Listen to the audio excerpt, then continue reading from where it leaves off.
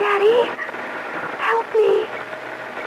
Steve, where are you?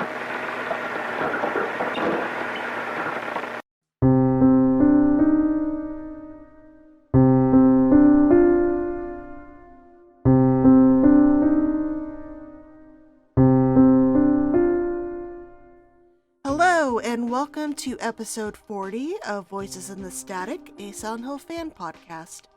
My name is Whitney, and I'm a longtime fan of Konami's survival horror series, and the owner of the fan site, SilentHillHistoricalSociety.com, which I don't update now unless I make a new podcast episode like this one.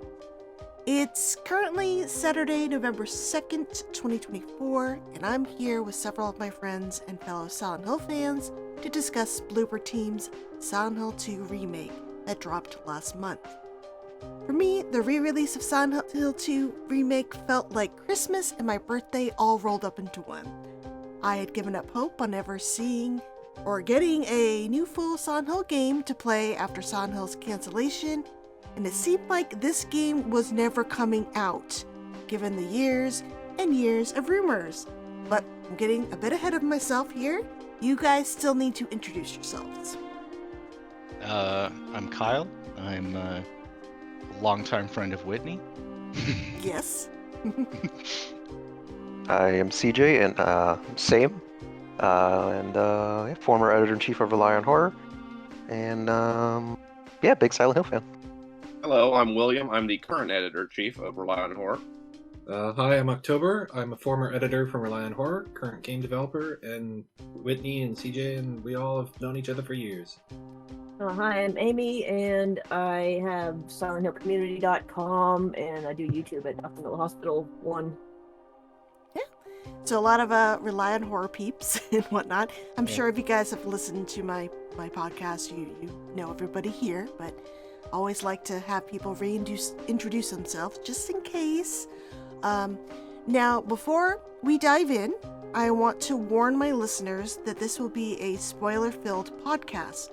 It will be less structured and more of a free-form conversation, so there will be no spoiler warnings. If you have not played the remake, I highly suggest you do before listening to this episode. Hi guys, Whitney editing here. I just want to let you know, if you're listening to this podcast, that the version I upload on YouTube is going to have a lot of different visuals. So like video examples and all that stuff. So if you're interested in seeing visuals with what we're talking about, head over to the Whitney Plays YouTube channel. I got a letter. The name on the envelope said Mary. My wife's name. It's ridiculous. Mary died of that damn disease 3 years ago. So then why am I looking for her?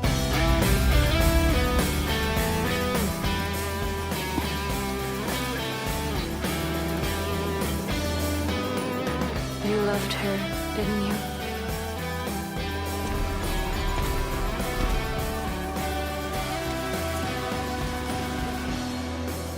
Me. You. We're all the same. I'm not like you.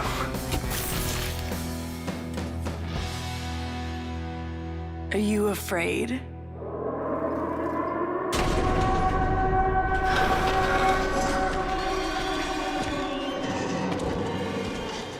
Okay. So when the remake was officially announced to be in the works by Bloober Team a few years ago, there was, how do I put this? Feelings of extreme trepidation from fans. Either they felt Silent Hill 2 was perfect as it was and should not be remade at all or attempted, or they just didn't have faith in Bloober's ability to make a good remake of such a beloved game given their past works. Honestly understandable, even though Bloober has put out horror titles over the years like Layers of Fear, Observer, and Blair Witch. These games, while rich in atmosphere, they lacked actual combat, something you kinda need to have in a remake of Silent Hill 2. They also weren't apparently the best at optimizing their games either, and the PC requirements listed for Silent Hill 2 made it clear that your rig better be souped up if you wanted to play on high quality settings. Additionally, there were also concerns about how the studio would handle the mental health aspect of Silent Hill 2's story due to how some interpreted the message of their 2021 horror game, The Medium. Now, I didn't play that game, so I don't feel comfortable commenting much on this fear people had that Bloober would drop the ball. I just know it was a really big concern brought up by longtime fans and big-name critics that it even outweighed the previously mentioned combat and technical ones. Given how protective the fandom is of Silent Hill 2, I gotta say, Bloober Team would have had a daunting battle ahead even if there wasn't any controversy or doubts. The game has spawned countless discussions and video essays over the years, and any changes they make or didn't make in the remake would be scrutinized by one of the most, and I'm sorry to say this, pessimistic and frankly gatekeeping fan bases I've ever been a part of. I mean, No lie. I mean, when the trailer dropped, fans were nitpicking everything. And I mean everything. Bloober couldn't win. James is showing too much emotion. To be fair, that cry face was hilarious. It was really funny. It was. Yeah, they made the right call changing it. The car door, that ruined it. Yeah, his car door wasn't left open. And the 2 seconds of combat scene was just too over the top. He dodged! It's a Resident Evil remake with a Silent Hill skin. Really, just a lot of doom and gloom. And Bloober Team had their work cut out for them, trying to please a fan base that never seems to know what they want from a Silent Hill title. But persist they did, and the Silent Hill 2 remake released October 8th, 2024, to overwhelming positive reviews from both game critics and fans alike. It even sold over 1 million copies within 3 days of its release. Pretty fucking amazing when the franchise over its 2+ decades had only sold around 9 million in total. Hell, even the original Silent Hill 2 didn't hit 1 million sold until a full month after its initial release. As Silent Hill fans, we fucking ate.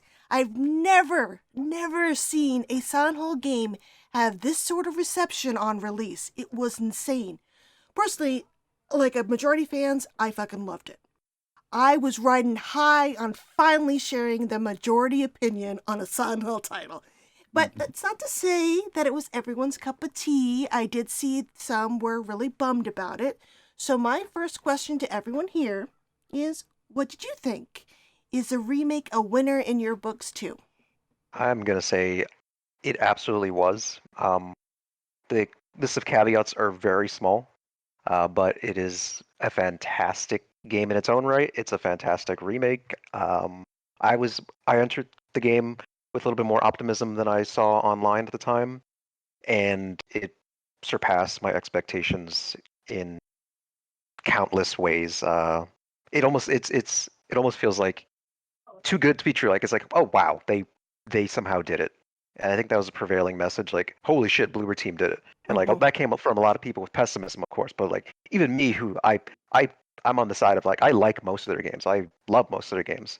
But even I was like, holy shit, they really fucking They did pulled it off. They pulled it off. Yeah. I saw that a lot online. Yeah, I'll echo CJ's sentiments on that one. I went into it not blind, but I really tried to stay away from all the hype and negativity online about it, because a lot of it I just didn't care about. And I had played Blooper's Medium previously, and this was, I don't know, maybe a year ago, so I played it way after it came out. And I was vaguely aware of the controversy surrounding it, but I really enjoyed it, and I thought it was a good proof of concept for what the team was capable for something like a Silent Hill 2 remake. So I went into the remake optimistic, and it blew me away. One of its strengths is that it's so different than the original. I think it's, and we'll get into this later, I'm sure, but it's really close to something like the Resident Evil 2 remake, which I'm sure isn't by accident, where they take the basic story and gameplay and they modify it and they rearrange it. It's almost like a remix or an arrange mode of the original game for me.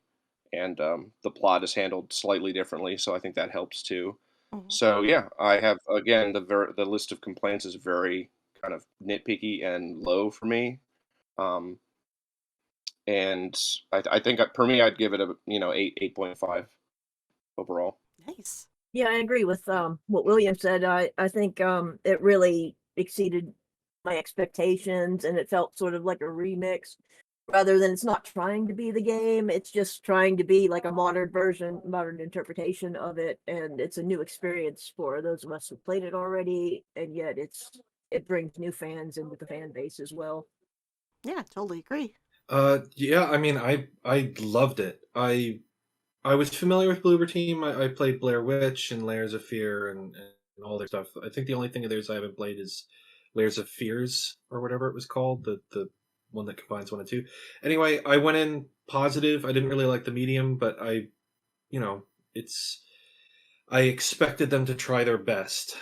And yeah, I loved it. It exceeded all of my expectations. I agree that any complaints I have for it are just nitpicks. And they're nitpicks that only exist because the original game exists. So it's like, I don't know how my opinion would change if this was its own original thing. Because then it's just comparison. But yeah, no, I thought they nailed the story. I thought they found an excellent balance between new and old. I felt that they changed things in a way that felt like there was intent there rather than just to change them. And yeah, they did it. Holy shit. Sorry for not chiming in earlier. The crow in my oven just finished, so I had to take it out. But if anyone listened to the podcast we did about the Silent Hill transmission 2 years ago, I can't believe that was 2 years ago. Yep. I was definitely on the very skeptical fence, side of the fence rather. I didn't care for Bloober's other games that I had played. I had played Observer, which I thought was all right, but I'm going to be completely honest with you. I remember almost nothing about that game other than Rutger Hauer going, and then I didn't like the Blair Witch game. Really did not care for the medium. So Silent Hill 2 was one of those things that like you could put like one of the best developers in the world on it and I would still be skeptical in fairness, just because it's such an important game for a lot of reasons. And yeah, it was the remake was far and above better than I ever could have hoped. I think the things that it absolutely needed to get right, it got right. I was really impressed by actually the changes that they did make, specifically to a lot of dialogue. I was like, oh, that flows a lot better, a lot more naturally than it used to. Can't think of an example off the top of my head, but just a lot of the like the dialogue is just flows more naturally now. Though I did miss pizza. How can you? Yeah, that's true. Eddie switched over They to still ice found a way to work it in though, so at least there's that. Yeah, but he didn't say it the same way. It's just not the same. This town is full of monsters. How can you sit there and eat pizza?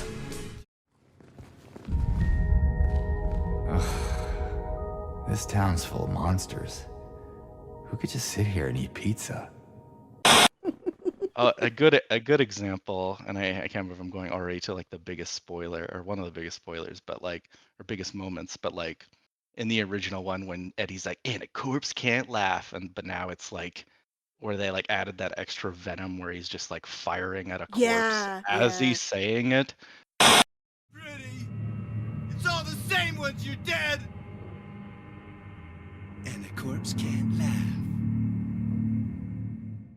Ugly, pretty, it's all the same once you're dead. And a corpse can't laugh. There's a lot of dialogue like that. Even I think the point where I was like, man, they're really cooking was and I was talking to CJ like as we were playing, and the way that they modernized a lot of things, like I really liked how they added that element right when you first meet Eddie, and he's like sad that James doesn't want to join him. Like, I love that. You know, Yeah, I want to talk about that a little later. Yeah. There's a lot Yeah. of the way that characters interact with James that feels extremely enhanced, both by the writing and I think the performances from everybody. yeah, The acting in this game is incredible. yeah, it is, and it's again, not to go into too much detail yet, but it was overall. Again, I also have nitpicks, but there was nothing in this remake that I like outwardly like disliked. Like there was nothing like, oh, I really don't like that. And the stuff that they did change was, I thought, really good, and I thought it played extremely well. That almost might be the most shocking part to me is The gameplay, yeah. it was like right up to par with like a Resident Evil 2 style of remake where it's just like it's very systematic and flows really well. The new puzzles were even great. The remixes on the old ones. Yeah, I was just super impressed by it. It was probably the most I had enjoyed a Silent Hill game since the third one, like pretty easily. Yeah. Bringing up like the changes in the gameplay. As a longtime fan, we go in kind of just expecting, puzzles and subpar combat a lot of times, I was really impressed on how they sort of shook that up. Like puzzles now weren't just one and done. There was layers to them. Like either you had to find multiple pieces and then solve a secondary puzzle, or what like you might expect, oh, I know how this goes. I know I'm gonna go in here. I'm gonna have to solve this puzzle, and they're like, no, just kidding. You're gonna have to do something completely different because it's not gonna be that easy for you, longtime fans.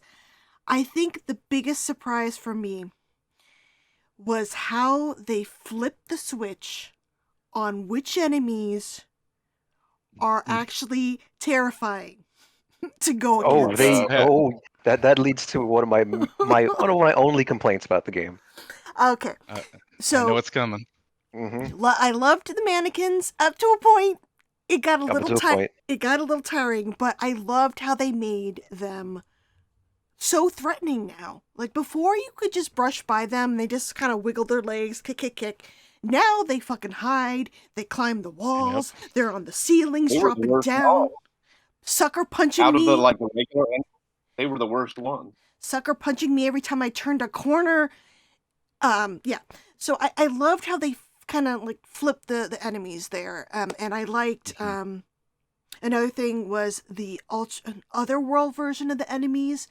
They were always a little bit more vicious, right? Yep. But now it's like you actually had to really look out for them for like the lying figures example. They shot the acid, but now the otherworld version of them, you had to deal with once you got them down, you had to back up or you were going to get acid to your face when they exploded on you, or the nurses got the pipe and then the scalpel. I liked how they expanded, I guess, the beasts without really adding any more beasts, They basically took what they had in the original game and they kind of flipped it around. Like, you didn't know what you... Yeah.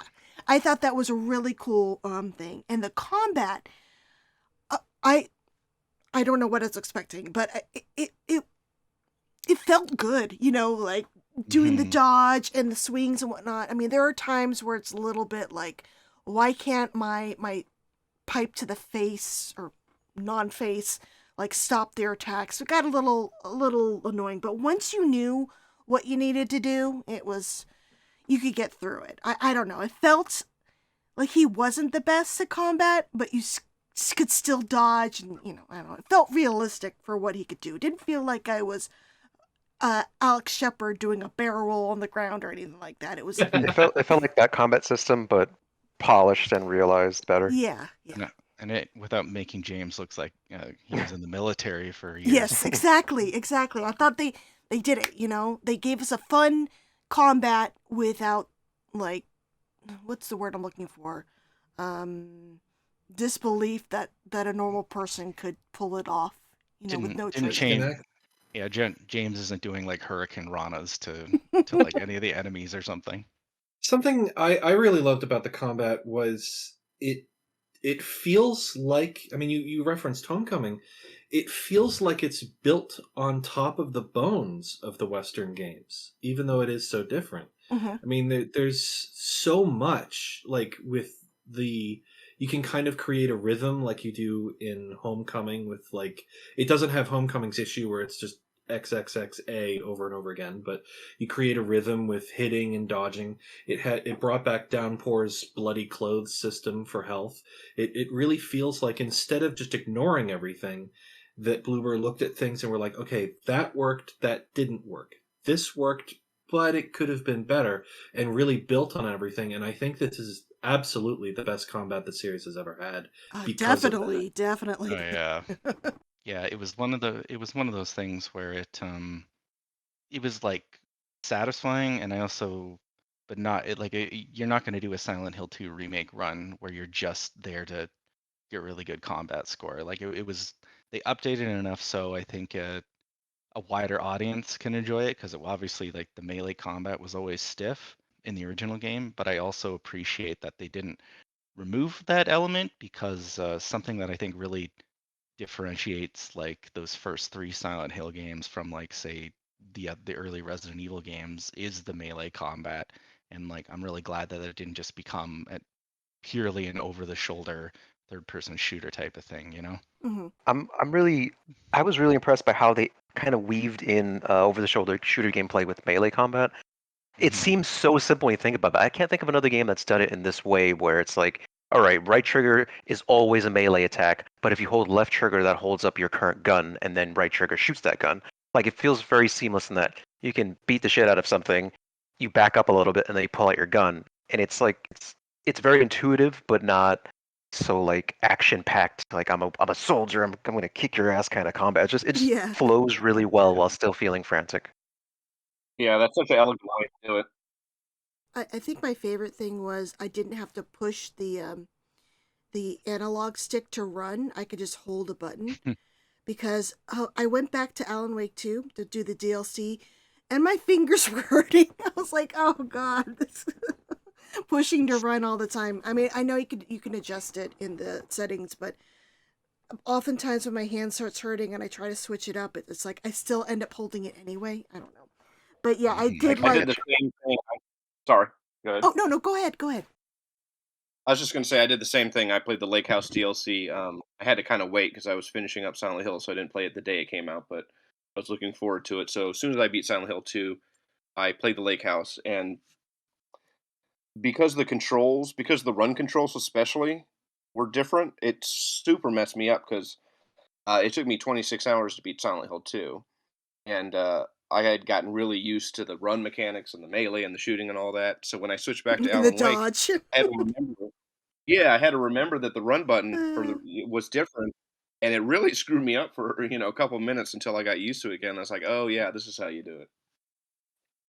You know, it's funny bringing that up, because I had a very similar experience trying to bounce back to RE4 Remake, but not because of the controls, because James sucks.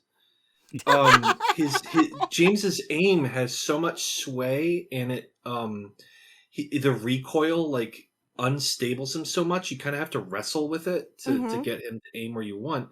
Not in a frustrating way, in just a way that feels like, yeah, this guy doesn't really know what he's doing. But then I popped back over to RE4 Remake a couple of days ago, just like, it's been a while. And, Leon's the most capable video game character of all time, and I couldn't fucking aim because I was so used to compensating for how bad James is at it. Yeah. I was missing everything. You know what, my favorite little detail that was pointed out to me by one of my friends, Spencer. He's like, James doesn't have good trigger discipline, like his fingers on the trigger. Meanwhile, like Leon and all the other cops, they don't have their finger on the trigger. I just thought that's a really neat detail that they made to put on there to show again that James is just a normal guy. Yeah. James sucks. Yeah. So another, besides the combat, another thing I really I really loved was how they expanded the boss battle. Since we're talking about combat, I loved what they did with the boss battles. Like, it wasn't just we're in a small room shooting blindly, not blindly, but like locking on and just shooting or wailing with a melee pipe. There was like stages to it. I know some people, maybe they got overwhelmed, but for example, the flesh lip fight. I loved that. Like, it wasn't just dangling.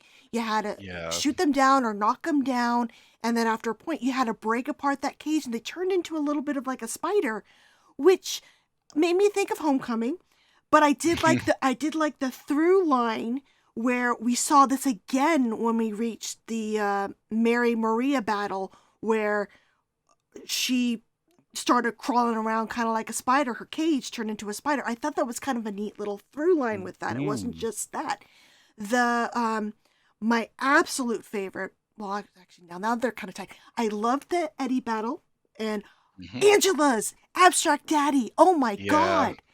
That was so intense and lore filled at the same time, you know? I love what they did. Like, it wasn't just a piston room. We got, like, we saw her home.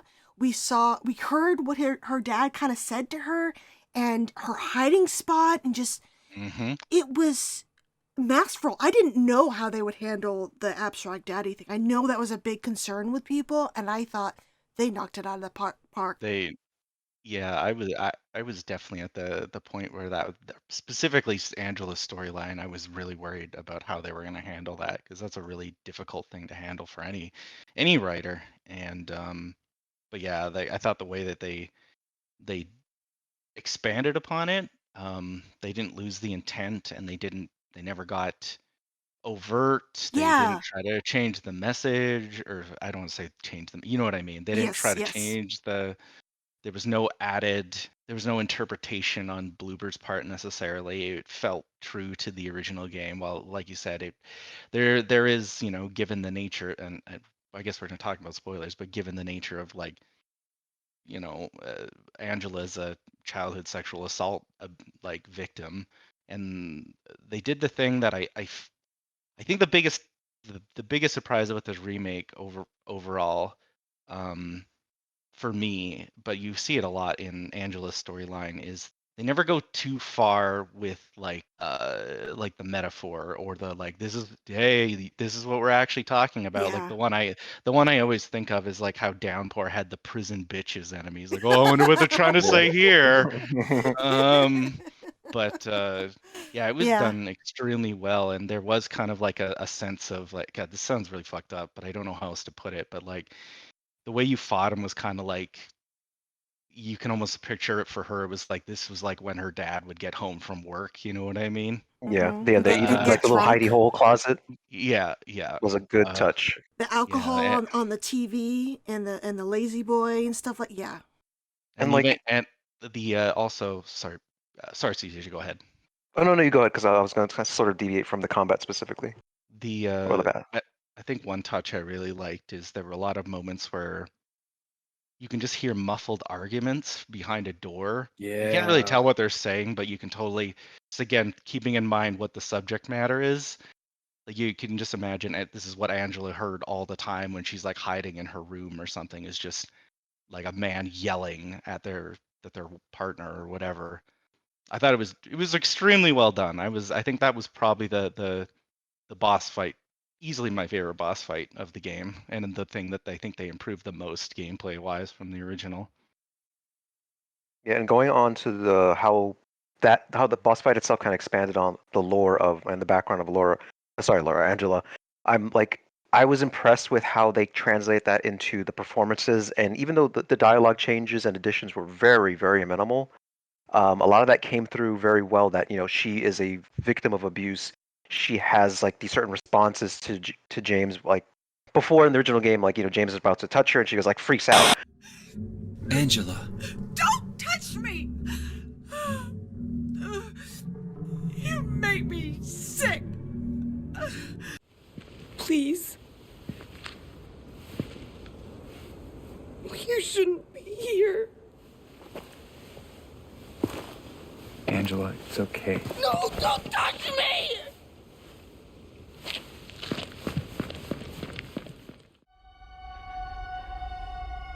Or you could just force me.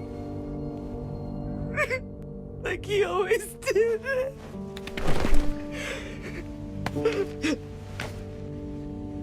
You disgusting pig. I hate you. I hate you. But like now there's a lot more subtlety and nuance to her feelings when he does something that kind of steps over the line of being a little too absurd, a little too in her personal space. Like I liked how she expressed to him, like, I don't trust you.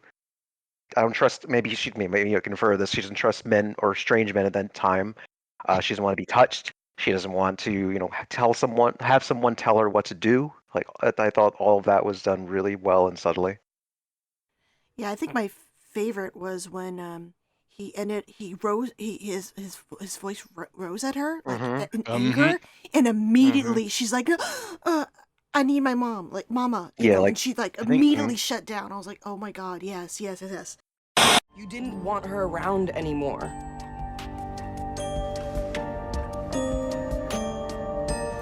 No. You probably found someone else. No.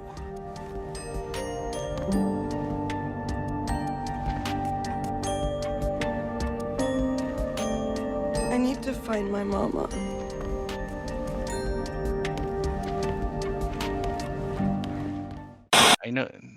I think I don't know if this is going too far from the boss fight itself, but obviously, like, I still love Donna Burke and everything, but I think, as everyone here knows, like, the main reason why Donna Burke played, I think she was in her late 30s at the time when they made the original Silent Hill 2. Yeah. And obviously Angela is supposed to be a teenager, and I know some people like that they did that because it adds to like the weird Twin Peaksy feel of the game. Dreamlike quality. But which I still like it too. But I do like that they got someone that was who felt more like a teenager. Yes. I think her story in some ways works a little bit better when I don't think the actress is actually a teenager, but she's very close. She's like early 20s. And I think that some of that just translates a little bit better because she's closer to the age of the character. Yeah, it's a little bit more believable and upsetting when you see someone who's maybe like early 20s or really late teens kind of entering like this, infantile trigger zone, like where they're just like freaking out and acting too young for their age, but they're just slightly over that point. So it's like, that's weird. But if you see like a character that looks sort of supposed to be 30, mid-30s doing that, is this less impactful and a little more goofy? Yeah, it's a little bit more distracting. And like one thing, again, I know this is kind of going like it's a whole nother part of the conversation on the boss fight, but I also just really liked how she took on her interpretation. The actress's, I think her name is Gianna Kiel. I butchered the pronunciation of that. I'm sorry. Yeah. And what I really liked is like in the original game, a lot of people don't know this about the original game, but there's moments where like the characters are like talking and they're really enunciating really longly or for a long time, like specifically Angela. Lost. Yeah, exactly. I'm kind of lost. Lost? So a lot of people forget this or didn't know this, but a lot of developers had trouble with the PlayStation 2 in those days because of the way it like compressed audio. Like, and sometimes in Silent Hill 2 specifically, like the lost is because they're like dragging things out or whatever. I don't exactly know the technical side of it, but a really famous example from the same fall that Silent Hill 2 came out is in Final Fantasy X, sometimes characters will say things like really quickly. Like there's one really famous line where Titus says, I wanted to see the moon glade with Yuna by my side. Like he says it really, really fast. And I forgot about that. did you know about that? You saying that line just brought back memories. Yes. Yeah. So that was actually something that, yeah, again, apparently a lot of developers had trouble with the way the PlayStation 2 like processed audio, because that was like the first year it was out. Yeah. And then Silent Hill 2, you get the lost and all that. So like I think at the beginning, Angela's like, and there's only the one road, and like I liked how the actress in this kind of like took that and took that like, Angela's like very like jittery and like, I don't want to say emotional, but I don't know how else to put it. And like they made it work in a more, for lack of a better term, realistic sense. You know what I mean? Yeah. I'm looking for Silent Hill. Is this the right way? Yeah. It's hard to see with this fog, but there's only the one road. You can't miss it. Thanks. I'm kind of lost. Lost? Yeah, I'm looking for Silent Hill. Is this the right way? Yeah. It's hard to see with this fog, but there's only the one road. You can't miss it. Thanks. Yeah, she's a little bit more subdued. Like it didn't seem like over enunciation or overacting. Like even when I oh sorry, go ahead, Amy. Well, in retrospect, I think it gave it sort of a dreamlike feeling, but at the same time, yeah, I like it. Now that they've changed it. Yeah, I remember when I started the game, I was in the graveyard and I went to go speak to her again, expecting her to be like, I guess. And instead she just like, I guess. I was like, oh, okay. What is it? Oh. Nothing. Sure is quiet here, huh? I guess. Did you want anything else? No, it's just this fog. Does it seem unsettling to you? I guess. Oh, she didn't do I guess. It's she came off a little bit differently. I guess continuing on with like Angela, I just wanted to say I did like kind of the new scenes with her too. They added a new scene in Rosewater Park when you are on your way to the Historical Society, and I like how they made it a little bit clearer that how much Angela does not trust James. Especially when he let it drop, he was looking for a little girl. That look she gave him was, oh fuck, there's something wrong. I want nothing to do with you. You know, she runs off. I thought that was really cool. I don't know if it might piss off some other fans, but I like the little drops of lore they kind of added in to Eddie and Angela especially. Like I felt like we got to know them a bit more than we did in the original game.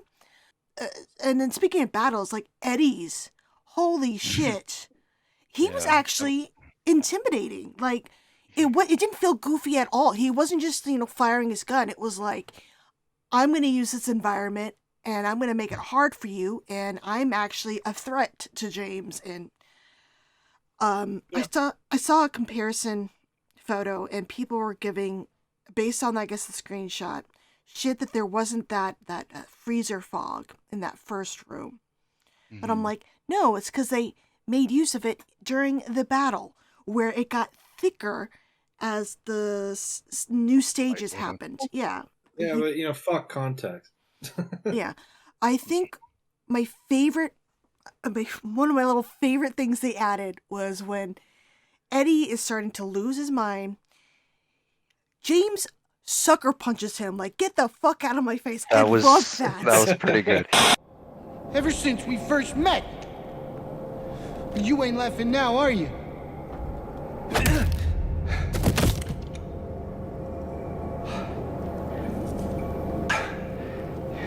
You need help, Eddie. Don't get all holy on me, James. This town called you too. Because it makes so much sense. The dude has a gun in front of you, and it's kind of like acting real loopy and very careless about pointing it at you. You're gonna go. Yeah, I also think it makes it work how like James is like a little bit more unhinged than a lot of people. Like, you get the fuck out of my face, kid. Like, yeah, and the build up to that moment. Like, I know in the original, it's basically he says something wrong. He's like, have you gone nuts? And he's like, you too. You know, you're just like them. You know, and then the fight happens. From now on, if anyone makes fun of me, I'll kill him. Just like that.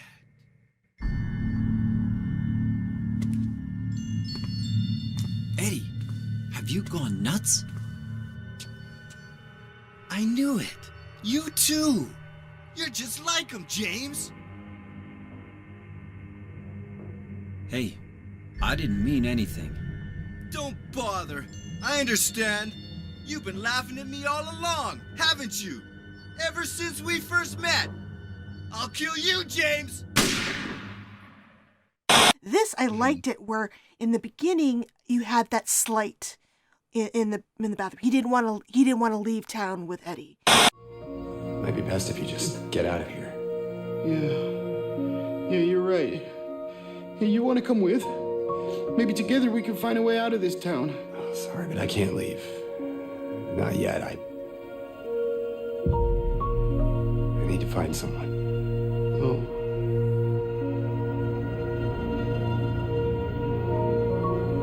And Eddie, be careful. Yeah, you too. Then he meets him again in the cinema, and he makes this off comment about, at least you got your appetite back, but in Eddie's mind, that was like, oh, he's making fun of me insult, too. yeah. Yeah, it's an insult. And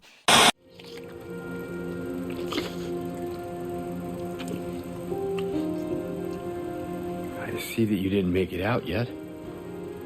Yeah. I just didn't get around to it yet.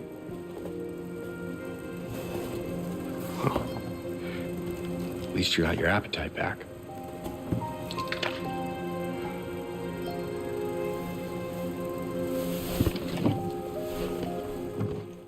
you could see it in his face, in his eyes, and especially when you tried to talk to him again in the cinema, he was very like, oh, aren't you going to go get Laura? Like, he didn't want to talk to you.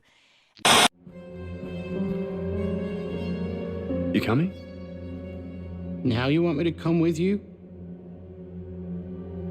Never mind.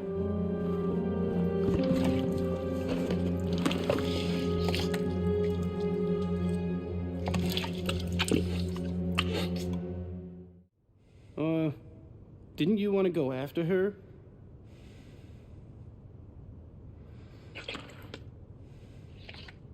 Better hurry. Laura can be pretty quick when she wants to. Suit yourself. And then you just keep running into him, and it seems like James keeps like saying the wrong thing, or you could see Eddie's mind where it's like he is starting to see James as just another bully. And by the time we get to that fight, man, he just lets loose. That, like you mentioned, the scene where Corpse can't laugh and he just starts shooting. It's like, oh geez, this guy is dangerous. And how twisted he gets in his comments during the fight, I loved it. It was such a great little things they added. Yeah. It was like a revolver ocelot fight with a gamer gator. It was great. It's something I think, not to get too far away from boss fights, but talking about Eddie, with both Angela and Eddie, Whitney, you commented on their face expressions. And I think above all, that is one of the things I'm most impressed with this game's narrative. I have never seen facial motion capture utilized the way it is in this game. I mean, so much of the character in these characters is born out of micro expressions that these actors are making. I mean, James and Eddie and Angela and all of them, it's, you know, you talk about the face that Eddie makes when James comments on, oh, you got your appetite back. I think about James being offered a drink in Heaven's Night. I mean, without a word, you can see it in his eyes, in his face, how it's taking everything he has not to take a sip of that Not drink. not to indulge. Yeah. Yeah, it's so impressive. I mean, games have had facial motion capture for decades now, but I've never seen a game use it like this. Like Resident Evil, like yeah, they capture their faces. L.A. Noire, like they kind of goofy, but they capture their faces. But here, it's being used for nuance. Like I've never seen facial capture being used to capture like a dry click in somebody's throat. I mean, like it's impressive as shit, and it's just as powerful as the writing itself. Oh, definitely. I was gonna actually bring that up. That Bloober Team took like deep cuts of lore about this game, like observations a lot of people might not make James do, and they translated that into what's the word I'm looking for? Like just in their face, like you said, their facial animations, like gave them like acting notes, like, hey, we know that James is an alcoholic when he started drinking heavily when Mary got sick. So we're going to do this scene to show this, along with, little like posters about alcoholism in the game. But you're going to see it in his facial expressions. We're not going to be overt about it. And it kind of goes with that. We only learned about the alcoholism from a single observation thing in Heaven's Night in the original game. You can observe some bottles, and you get this long little observation from James about drinking. And if you miss it, he will not say it again. And I like that instead of doing an observation, like a note or whatever, they did it with his performance inside the bar. Yeah. A lot of people were afraid that Bloober would be like too heavy-handed with a lot of things, but I think like just these little nuances, it worked very well. Yes. What I liked about that scene specifically too is like it works on multiple levels, because it's like he doesn't want to start drinking, but the super hot lady that's like is like tempting him, is like he's also like, I don't want to indulge, and like I don't want to say, not the best way to put it, but I don't want to cheat on Mary, you know what I mean? Like he's like, wow, this is like the Uber version of Mary. I kind of want to partake, but also I feel bad because like it works on multiple levels. I'm here looking for Mary. Yeah, I think everyone. This has kind of been. I see this floating around a lot. I hope you don't mind if we go into this already, Whitney. But I think the thing that most people agree might be the single best part is Luke Roberts as James. Like he was amazing. Yeah, he was unquestionably truly amazing. so. If the dude doesn't get an award at the Game Awards, it's because of Jeff Keighley.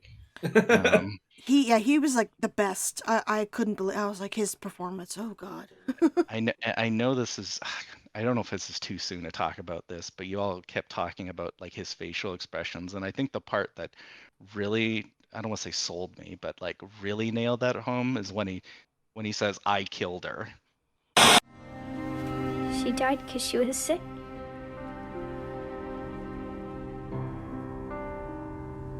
I killed her.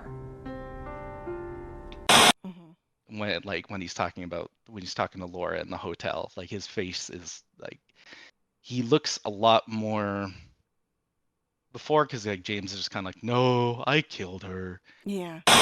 No, I killed her. And like this time it's like, man, I knew this the whole fucking time. I just didn't want to say it aloud. And I just think it works so much better. Yeah, and Bloober put a lot of subtlety into that revelation as well. So the very opening of the game starts with James rubbing his hands in a certain way, and after he kills Eddie, he does the exact same thing. So that's just like, okay, seems to be what he's doing. He's killed someone before. This is what he does afterwards. Like he realized it. So like upon repeat, even if you already know the twist, upon repeat playing the game, you're like, oh, okay, that was a little clue right there. You know what's another really cool thing? I didn't know until I was watching my friend Jeremy play, and I think it was Spencer. It was in the chat. We were in the Brookhaven Hospital, and there's all those posters on the wall, and there's one about calling your professional because you're having all these different feelings. And one of them, the line is worthlessness and guilt. And so you could read it on the poster yourself. But when you hit the read button, guilt is not there. James is not seeing the word guilt. Yeah, it's really good. Yeah, I thought that was so freaking cool. It was such a cool little detail. Like, you don't actually catch it, your first time around. And I know when I was playing, I was just, I could read it, but then I'll just hit read and read it that way. But that was like a nice little subtle way to say that James doesn't want to face up to what he did, his guilt. Like, the entire town, like, it's the fog, the shroud, the covered stuff in cloth and all that. It's all of him just putting on blinders, not wanting to come face to face with what he did. And while you're going through the town, every once in a while you get that little like intake of like breath.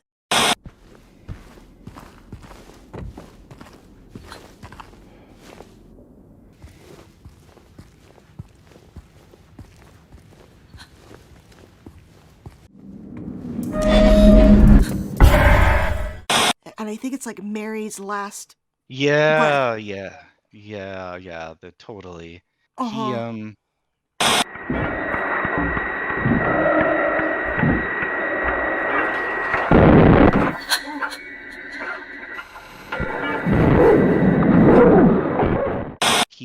It's funny because at first I was like, why do I keep hearing that sound? Like the lady gasping. I'm like, what's going on? I would always look around. And I'm like, oh, okay, it's like something that happens throughout. Okay. Yeah. Yeah, and there's a lot of good attention to little details like that. If you look at things, I was just going through like some textures with a friend of mine, and just little things you can notice, here and there and everywhere. I think. Go ahead. Sorry. The whole texture thing, like Bloober Team, they were putting even lore on shit you can't even see really in the game. For example, someone on Reddit posted the label on the ice cream Eddie's eating in the cinema, and it contains jabs at him on the nutrition facts. It like literally says for a gutless fatso. And, oh my god! And it says stuff like instead of like carbohydrates, it's like carbo fat.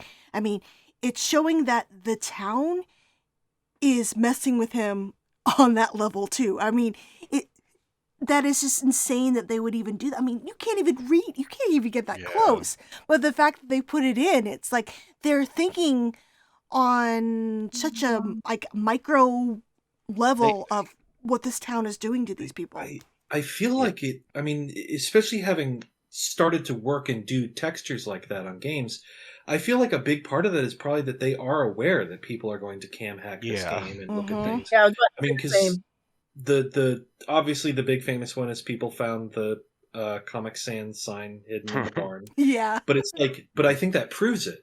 It's like they knew that people were going to do that, to clip into things and find, like somebody found out that if you zoom in on Angela's hands, she's bitten her nails down. It's just like little tiny details that are literally impossible to see, but if you're into that sort of thing on PC and can no clip and whatever, it's just like, oh, kind of thing. There's so much like that. And it kills me. There's no camera mode. What the fuck? Come on. I know that Bloober. needs a photo mode so bad. But I was going to jump on October. There's something you noticed very, very early on. I think you might have been one of the first people, at least I saw, who said it. Is that James's hand? You can see the ring, like the ring outline. It has he took his ring off 3 days ago. The outline's still there, and then in the game, further has more further detail than that. It's like, okay, the more you play, his fingernails get dirty, his eye shadows get like it's darker. He just looks worse for wear over time. There's so something much I detail. Thought was cool too, and this wasn't something I'd thought about, but in Bloober released these like making of videos, and there was one on James where they specifically said that they gave him 3 days worth of not shaving. The version of James has 3-day facial hair. You will see his clothes getting dirtier and his face more tired as he progresses through the game. Yep. Like you can tell they entered every single little detail as fans, and like I extremely appreciate that. Like it kind of reminds me of the approach what we saw with completely different genre, but the Spider-Man, the Marvel Spider-Man game. Like Insomniac, those were fans. Those are fans of the IP. Those are fans of all the games that came before that game. Yeah. Like they entered that building upon things that only fans would care about. Like people who've been invested in this for years and years and years. Light the blanket in the back seat. Mm-hmm. Or Mary in the backseat. Yeah, exactly. Like that shit is awesome. That one, I guess we're getting right into it, but that whole, I know we're going to free reign on spoilers, but the whole, like, the new ending where she is in the backseat, I'm like, what? Like, I was like, you actually brought this? Because I just remember, like, people arguing on forums years ago about that. Like, oh, she's in the backseat the whole time, or the trunk, or whatever. And then they actually did it. I guess CJ let me know, but I guess Ito like said years ago that's how he looks at it. So maybe that played a factor. I'm so glad he was involved with this. So glad. I always thought that, given the ritual ending, her body had to be in his car. Mm-hmm. That was me. But it makes total sense. It's just one of those things where I was like again, you're talking about like only fans would nerdy shit think to include stuff like that. Another thing with the small details that nobody's going to notice. I was watching a thing the other day about hidden Easter eggs and stuff. People found out that the blanket in the back seat has two versions. Oh yes, I saw that too. Yeah, that's like flat, and there's a version that's cold in during the in water ending where it's shaped like something's under it. Yeah. There was this isn't quite the same thing, but do y'all notice that the coin puzzle in the apartments now is basically like it like tells a story about like an evil man and a woman, and it's like, oh, I wonder what they're talking about here. The big secret to it at the end, which is one of my favorite things about it. I don't think so. It leads to an ending. It leads to an ending. It doesn't matter what the final coin is. Yep. It's interesting. Shattered memories shit. Was it the man? Was it the snake? Or was it the woman? You decide. Yeah, I was when I was watching my friends play, I was like, wow, they're picking. I picked the snake because I was like, oh, well, it's the snake's fault, right? And then one of my friends picked the man. I was like, oh yeah, I guess that makes sense. And then I'm like, well, I guess it doesn't matter. Someone picked the woman. I was like, whoa, okay. One of the little micro things that I really enjoyed, I'm sure you guys noticed this too, is a lot of times James he'll be like short of breath, or he'll be, you can audibly hear him, his fear.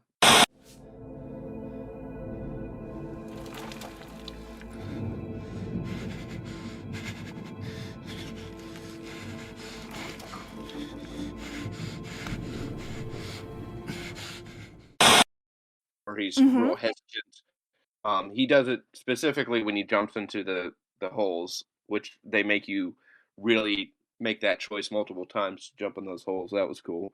But yeah, I've always thought that would be a cool inclusion in a horror game, because very rarely, just during normal gameplay, do you ever hear your character be fearful. They're going through all this stuff, but they don't really react physically to it. So I really appreciated the fact that even when there aren't monsters around, but James is in a real scary place, he'll have that shortness of breath. I thought that was really cool. I think of Silent Hill 4 when Henry's going down the holes and you just expect him to scream Yahoo or something, wee, rather than showing any apprehension. Down the meat hallway. I think my favorite was like you'd hear him like clear his throat and make noises, like even if he wasn't talking. I thought that was really realistic.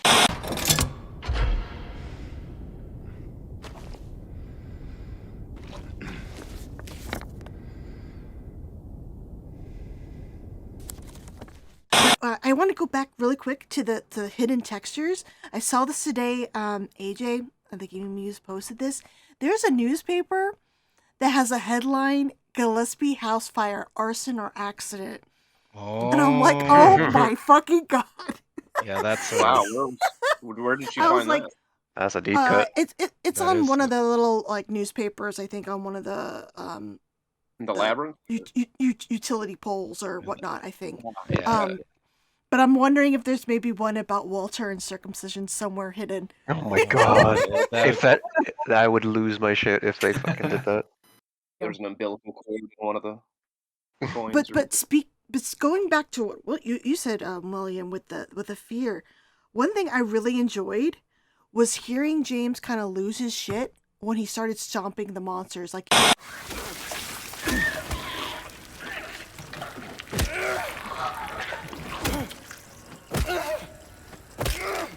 he's like, like you could tell his voice hear his breaks. frustration, the voice break. He's scared. It was like cathartic at times, especially when I got punched in the face by stupid mannequin. I'm like, you motherfucker. And especially after the monsters kept coming back. So sometimes, I shit you not, I would hit them at least 10 times. It became like an OCD thing where you're counting. Because, again, those mannequins, to me, they were the worst, like, regular enemies. And even if you had fought them dozens of times, sometimes they came out of nowhere. The best was when, the quote-unquote best, was when, just like the first game, they're just standing there. And you have to get close to them for them to attack you and move. But yeah, they were even after facing those enemies, pretty much every encounter with an enemy, even if you had done it a couple times, it was intense. Like when you kill them, there's like that great sense of relief. But like I was like 20 hours into the game, and I was still like coming out of these battles, these encounters with the enemies, and going like it gets you amped up every single time. I heard someone say on, I don't know if it was Twitter or whatnot, they said that this game was always just full of tension. Like you could never relax because very oppressive. Especially like the prison and stuff. Yeah, that got a little bit overwhelming at times. But I thought, they did a really good job. Even making veteran players who know what to expect. It's like, when that mannequin came flying down on my head in the prison, it was just like, are you fucking kidding me, game? And that spider sound. No. I'm on the team where I really like the mannequins. I think the only problem with them is they just had too many. I think you could cull like 40% of them and just I'd say that with the enemies in general. I really liked combat. I really liked all the enemy designs. They needed toned down like 20%. Just exactly, 100% agree. 20%. That's my same. Yeah, that's the biggest complaint I keep hearing is that it's just a little too much, and like sometimes in the first version of the game and the original game, Silent Hill 2, you can relax and just sort of take it in. Whereas there is a little much of the mannequins. But it did make you appreciate the times in the remake where they do it does calm down, and they're especially near the end where there are just big sections where it's just exploration. But it is very on and off in this version, definitely. I think the only enemy I actively didn't like was those. I can never remember what they're called. Is it the closers? The ones that like hang from mandarins. I'm so happy for what they do with those. What are they called? Sorry. Closers. No, they're called mandarins. Everyone's talking at once. Sorry. When they hang, they're mandarins, and when they're on the ground, they're closers. Okay. I thought that this is just my opinion. I thought that the scream stuff was really annoying after a while. When you get stunned, and then like that got a little bit too much, especially on hard. It's just like, oh my god, shut up. That was a big complaint for a lot of people because they didn't like the fact that you can't do like a no-hit run because of those scream attacks. Them and Mary Maria boss at the end too. Like there's some spots you just cannot avoid getting hit. Like you can't anticipate it, I guess is the problem. I agree. Yeah, I would throw out with hard. A lot of games I've played lately, I've just kind of automatically bumped myself up to hard because I feel like a lot of games are a little too easy. And especially after playing the Dead Rising remaster, which is like comically easy. I was like, all right, I'm gonna go into this. Let's start on hard. I got like halfway through, and I'm like, you know what? Fuck this. I bumped it back down to normal. Normal is satisfying. It's a satisfying normal difficulty, which I commend them on. Yeah, it's Yeah, I played the Silent Hill 2 remake on normal, and it was very challenging. Like I said, it took 26 hours. I took my time. I think I'm trying to remember the first time I actually died. It was some bullshit. It was the Flesh Lips fight. It was in the second stage where it was crawling around like a spider, and I was low on health, and I was trying to do a health, and I can't remember if it was a drink or a shot. But James was taking his time because it's the run cycle thing, right? Like you can reload while you're running, but certain health things, like it takes a second for the button prompt to initiate. And I just got killed there. I didn't end up dying a ton. I think it was like 5 or 6 times maybe. But I tweeted my stats. Let me see if I can find them. I got my ass beat. Yeah, I did too. I did too. I died a few times on hard. I didn't die on normal, but I did. The game was definitely more challenging combat-wise than I was expecting. I think, especially in the not the prison. I hate that I can never remember what it was. Labyrinth. Sorry. I feel like it got. It was a bit excessive in there. It was a bit excessive, and it was also like really hard. What are the enemies called? The hanging ones? I always forget. Mandarins. So, but especially the mandarins, it's like when it was them and the bugs, and it was so dark you couldn't see shit. Yeah. And like you're trying to check your map, but it's all real time now. So like you pull out your map and you look as quickly as you can to figure out where to go, and the mandarins hollering in your ear, and it's like, okay. It all changed though when you got that chainsaw, man. Oh yeah. Everything died. I was like, "Fuck you, Mandarins." Yeah. That the chainsaw went from like the most useless weapon before to like really overpowered. Hello. Oh fuck! I forgot you could do that. Oh, I wonder if this will hurt you. Oh, it does. Oh, you better watch out, Mandarins. I'm coming for you now.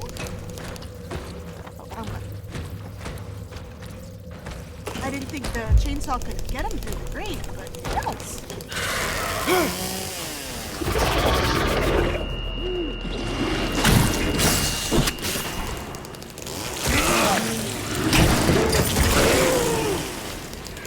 Yeah, don't mess with the guy in a dog mask. Where do I need to go?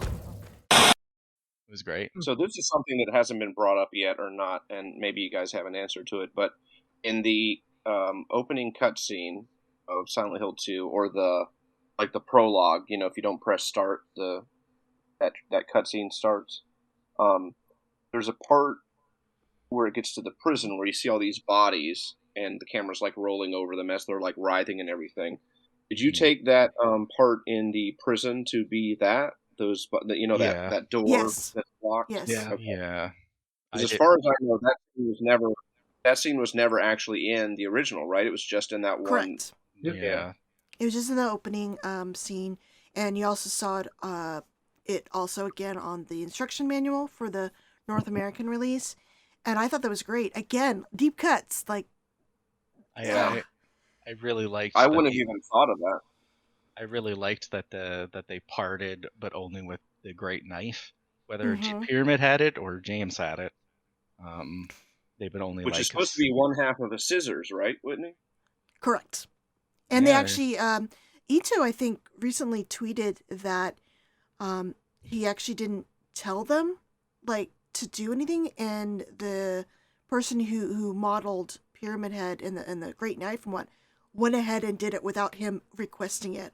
Yeah, they were that big of a fan. Yeah, they put the little notch there, and I thought that was really cool. They just again shows. Pyramid has one, and then James has the other half. It just shows how big of a fans they were of the game. They weren't lying when they said that they were fans. And I know people scoffed and rolled their eyes and stuff with their little video during the transmission about how big of fans they were because they didn't trust them to do the game. But just seeing how much they put in little things that most people wouldn't notice, it's they are fans, you know. Mm-hmm. Speaking again about kind of fatigue with the battles, I wanted to point out, like, I definitely felt that too. I think it hit me after I left Brookhaven and I had to travel back to the Historical Society, and it just seemed like every corner I was turning, I was getting smacked in the face by a mannequin. So I don't know. Did you guys like that trek where it was an alternate version until you reached Rosewater Park and then it was just Silent Hill at night? Did you like that change where they made it more of a like, it felt like a kind of like a gauntlet to me. I was just wondering what you guys I like felt. that part. I especially like the contrast right when you walk out of the Brookhaven once you get the key to leave, and you get that dark rain, as opposed to fog or just a dark scene by itself, and how the streets were wet and you could see the reflections in the puddles and all that, like Mhm. almost brutalist architecture in the background where you had these impossible structures that were like just walls of cement connected, and the regular buildings had holes that you could see mesh through. And with the new Unreal 5 engine, this time when you saw the mesh streets, you could really look down and you could see a little ways, but you could tell that it was just this chasm. I really enjoyed that part. It was challenging. Um, on the top of my notes for this podcast, is a thoroughly unpleasant experience, and I think I try to whenever someone asks me why I like these games, I don't have a good answer because I don't like playing them. Like I'm playing them and I'm like I don't like this. Why am I playing this? But Yeah, I like going through the files, sometimes. I mean, it's almost like a roller coaster for me, I Story, guess. Like yeah. after I played it, it's like yay, I did it, and it's almost like the whole game is a gauntlet in that way. Just as James is going on his own journey as a player, you're putting yourself through this gauntlet, and it's kind of like a rite of passage, I guess. And that's why I play horror games is it demands so much more out of you than your average platformer, shooter, whatever. But to Yeah. get back to your question, yeah, I did like the little gauntlet area. So, did you guys? I mean, this. I'm just wondering because watching one of my other friends play, she got seriously fatigued at the prison. Like she was ready for Yeah. that to be done. I personally, I loved how they expanded the certain areas. Like I loved Woodside and how they gave it another like an otherworld, and then they made Blue Creek the otherworld version, and how that area was expanded to more than just collecting a couple items and leaving. The prison felt very what's the word I'm looking for? Oppressive. Mm-hmm. Like just the fact like, oh god, I gotta go through that door, and now it's like this other big area and I gotta deal with the mannequins falling down, and oh god, you felt that like I guess dread playing it, and I really thought that was cool. I'm just wondering if you guys felt that same fatigue with certain levels, like they went on too long, I guess. The labyrinth for me. I definitely like. Thing is, like, I didn't actively like dislike any of those sections, but there definitely was a moment of specifically in the labyrinth where I'm like, okay, I'm ready for I'm this to be ready. over. Let's move on. Like Let's wrap it up. It's one of those things where just with the way people react to how long a game is, and oh, it's $90 and it's only $10 or whatever. Or sorry, that was Canadian. It's $70 and it's only 10 hours. Like I can see why they did it because they wanted the playtime because it is like twice as long as the original one. And I definitely think there's a few points. Again, I didn't actively dislike it, but it was just like, okay, we're just kind of You felt the meandering in this. bloat? Yeah, we're just kind of like dragging the runtime out here. And I again, I actually understand. finished the prison in one go. Um, I'm not I'm not tooting my own horn, but I wanted to get it over with. Like I got to the prison. I initially got to it. The previous night, I got to the historical society. I went all the way down, found a safe spot in that like guard station where you first start off in the prison, and that's where I saved that night. And then the next night, I did the whole prison in one go to get to the labyrinth. So I was willing myself to get through it because I didn't want to come back to it the next night. Whereas the hospital to me felt immense Like the Yeah. prison is spread out, but the hospital is like 3 solid floors. Like it's like a world, and then you have the other world stuff on top of that. That took me at least like 3 nights, like 3 hours a night just to get through the hospital. So for me, that was actually the longest part. And I don't know if I'd use the word fatigue, but um, the whole game there's a sense of that dread and oppressive quality, and the But hospital yeah, definitely had that. So I'm constantly trying to push myself to go, okay, we got to do this. We got to check that door. And one of the reasons it took me a little longer to play is because despite how much I didn't want to explore, um, I did it too. I wanted to check every nook and cranny for obviously puzzle stuff, but also lore. And just I wanted to make sure I didn't miss anything. Which ironically, somehow, I don't even know how this happened, but I completely missed the to use the talk show or the game show Yeah, same. questions to open the box. You missed Completely that? missed that. I And missed the I don't box know too. how. I don't know how. Like I was Yeah. checking Well, he doesn't. everything. He doesn't tell you where to go anymore. You have to go to the Yeah. pharmacy for it. Yeah, he Yeah. just says Yeah. like keep your eye out, but in the original he like instructed you like the 3rd floor storage room. That Yeah. that whole part felt a little bit weird to me. I don't know how to describe it. It just didn't feel like in line with the rest of the game. Like I know it's something from the original, but you know what I mean? Like there's something off about it. I was disappointed with it. I was sad that Maria wasn't there, and I didn't like the vocal. I missed the chopped into pieces with an axe. Yeah, No, exactly. I missed it. A murder a few years back. A brother and sister were playing in the road when they were attacked and chopped into pieces with an axe. Sister were playing in the road when they were attacked and chopped into pieces with an axe. Torn flesh, smashed bones, splattered blood. See, and I'm out here. I love the HD collection version where he's like chopped into pieces with an axe.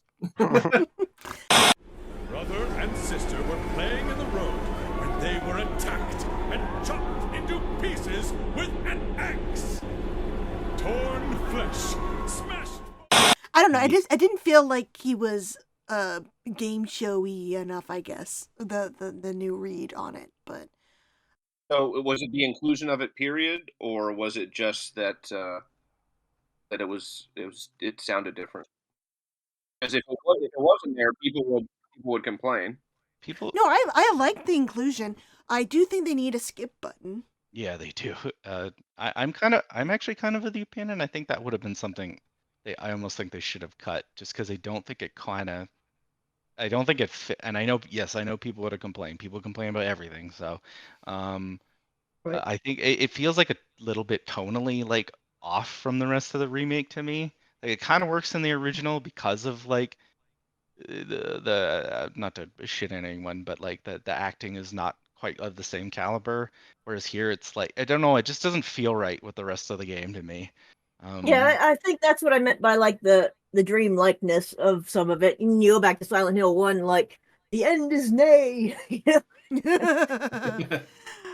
You said your wife Mary was dead, right? Right.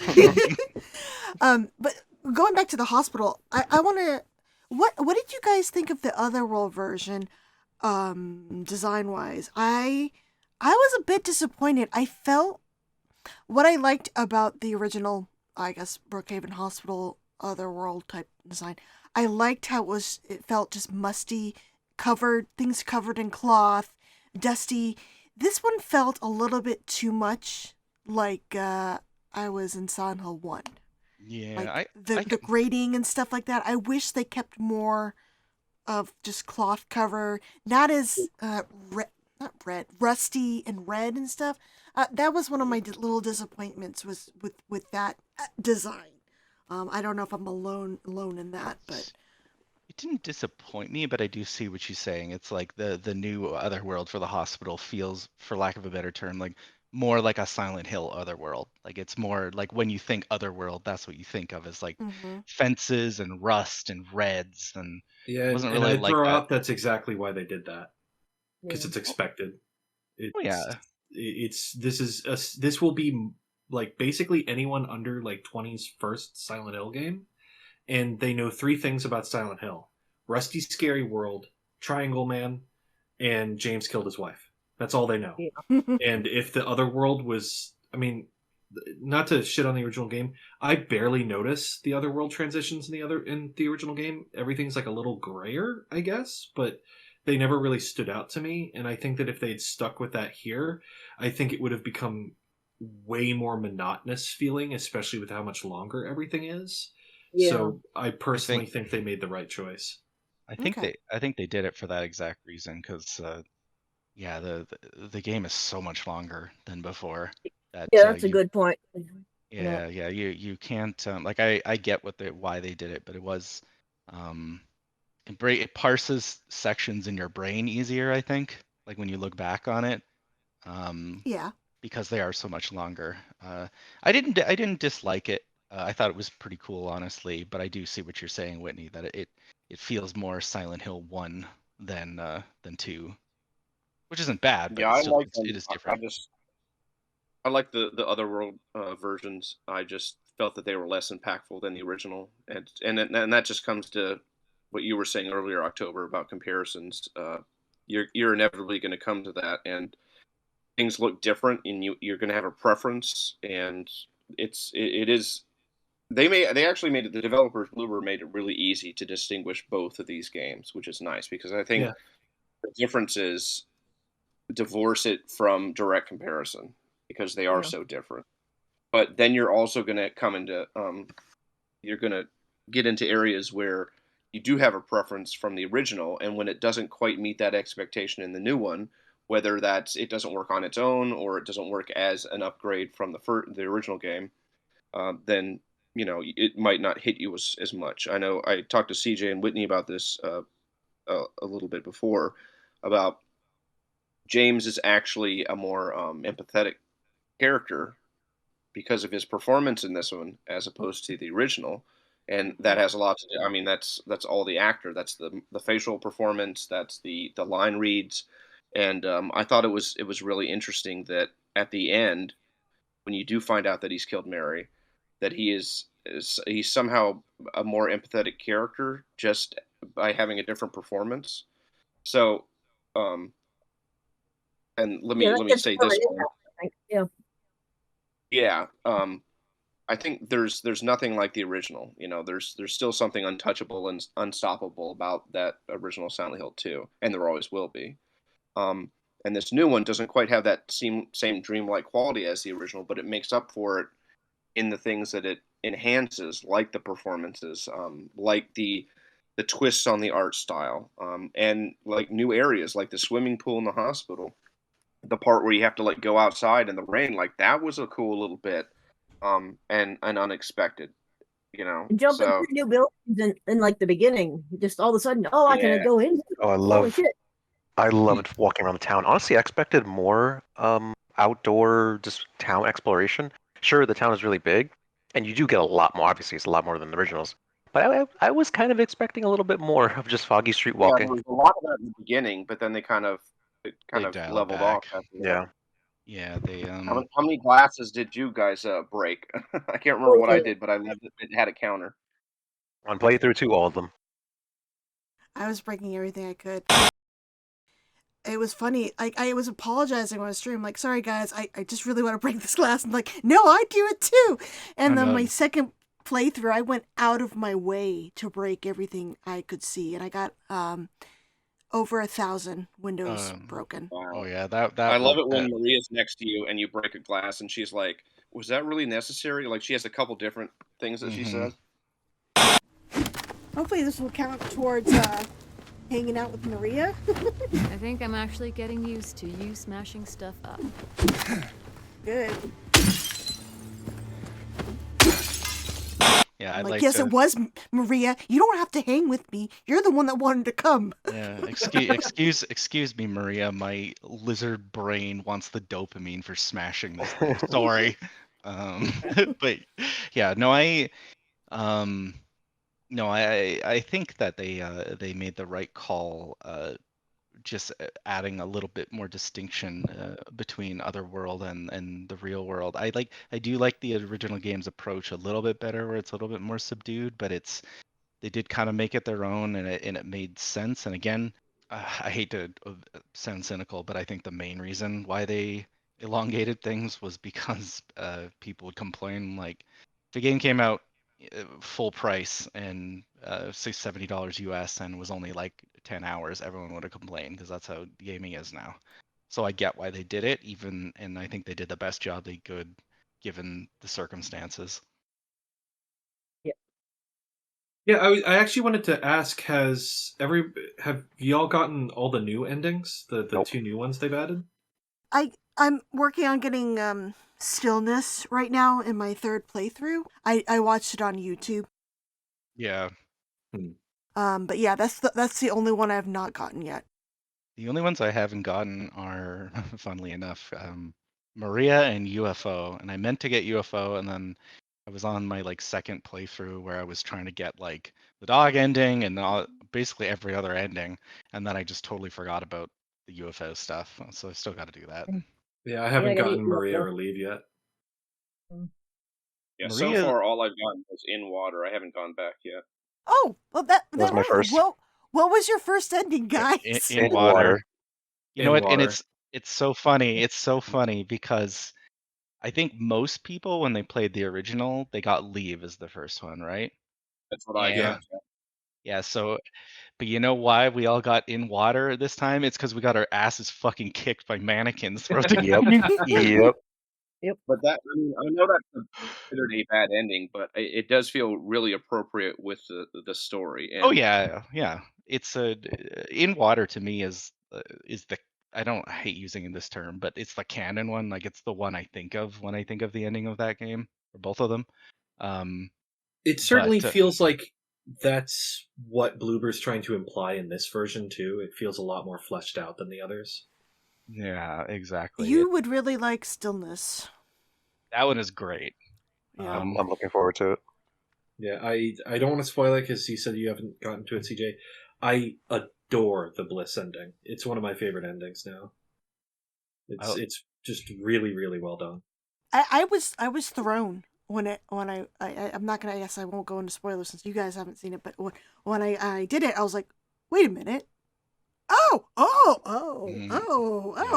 Yeah. I was like just thrown for a second, like that's not what I expected, but okay. Yeah, my first for the playthrough was Leave. I don't know what that says about me. I got my ass beat. I died like 18 times. So I'm not the best player. I'm sorry. But I got Leave. I did find it was pretty easy to cheese In Water though. All you had to do was spam the Angela knife and just stay in the red for the last two boss battles. And I don't know if it's because I made other choices during my playthrough, my Leave playthrough, where that it went towards that ending as well. Because there was like a bunch of different things you needed to do, like the look at the letter, the photo, the certain notes, of course, choosing a certain coin, choosing a certain innocent person in the prison puzzle. I mean, there's a big, like, they released, I think players on Reddit found like the what is the word I'm looking for? The Conditions? The key things you need to get a point. Triggers, thank you. Yes, the triggers for the different endings, and there's a lot more to it, but you could still kind of cheese it. Yeah, I didn't look at the knife at all, and I checked on Maria in the cell, and I wasn't in the red very often at all. Like I went out of my way to try and get a health drink every time. Kill a bunch of enemies and stomp them to shit? What's that? I found the post you're talking about, Whitney. If you kill a bunch of enemies and then stomp a bunch of them, that helps go for the In Water. That's what I did. Because I was like, leave me the fuck alone. Yeah, This especially is super interesting. I'm reading this guide on how to unlock In Water. The combat stipulations are interesting. Deal Pyramid Head as much damage as you can during the first fight with him. Kill the defenseless monsters in the corridors before the Twin Pyramid Head fight. That's really interesting. Whereas to get leave, run away from Pyramid Head. That's interesting. I didn't know that. Yeah. Did you guys just run around like you're playing Dead by Daylight like I did for the first time, yes. I was like, yeah. oh, Yeah, I'm leaving Pyramid Head. I was looking for everything in that first opening area. I even enjoyed like the record store and everything, just like a little bit more. It's a little bit more open. It's not open enough that like, and maybe some people wanted this, but it's not open enough where like suddenly it feels like an open world game. It was like just enough where it's like you've made the town a little bit more feel like a town, but not to the point where you're like tired by the time you get to the apartments. A little bit like Downpour in that respect. Like I felt reminded of that. I was like, this is what Downpour tried to do a bit of, and good way. It kind of made me want to replay at least those parts of Downpour because there's so many other parts that like I don't really necessarily want to replay right now. But I do like the idea of finding more information about town and just exploring more, and it gave them a lot of room to add like lore and just background details about other people who live there or just other events. I thought that was really neat. Yeah, I don't know if I didn't see it, but I guess I would be curious because you all would know this. But apparently, there's more Silent Hill 4 nods than there were before. Is that true? I don't know. I mean, some people were, for example, the chain in the Blue Creek apartments where you had the chains on the door and you had to unlock them with the valve. People were attributing that to Silent Hill 4. Some stuff that were in the original game, people were attributing like it was something new, like the article about Walter and the grave. I don't know. I didn't see it.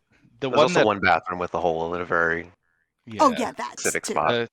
The one, not Silent Hill 4, but I thought it was really interesting was Douglas's hat in the in the hotel, because I'd never even like thought about the possibility of 2 potentially taking place after Silent Hill 3. Like I just never considered it.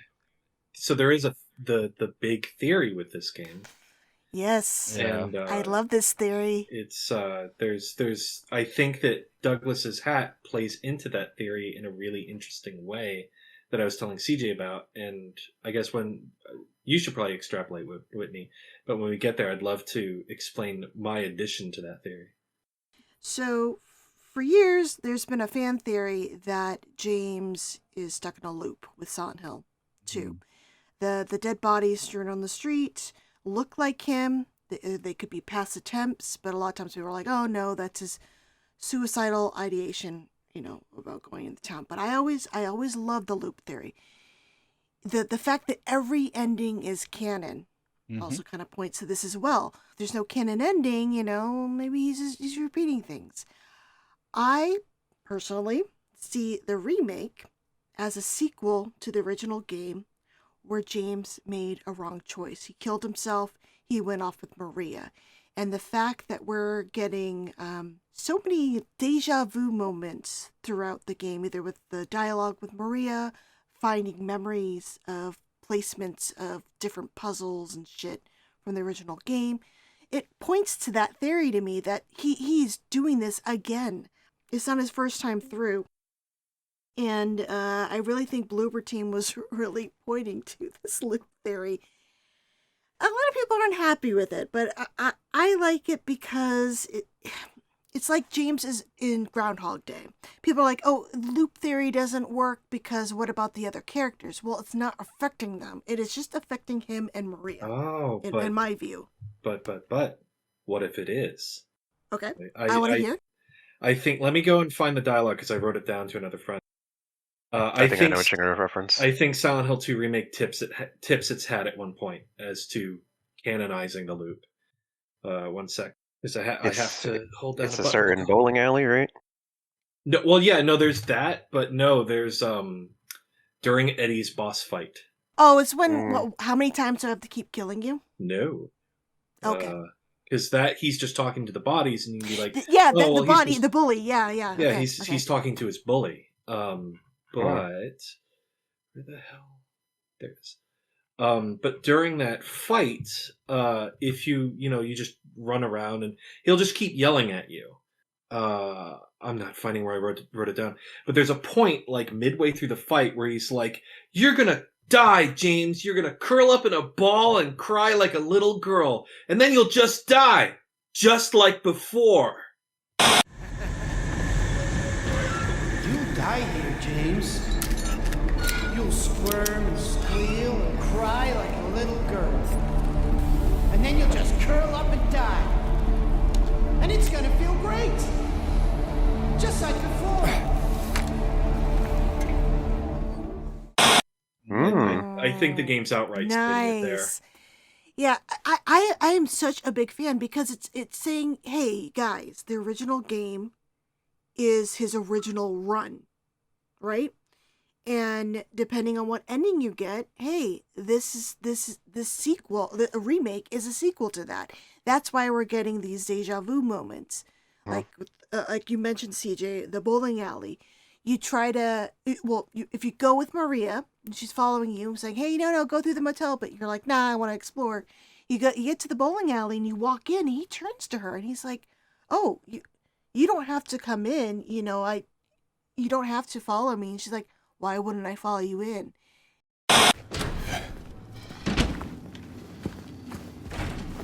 You can wait outside if you want. I'll just look around the place. Why would I want to wait outside? I thought you might not want to. I'll wait here. I hate bowling. Okay. I didn't come here to play, you know. Hurry back, okay?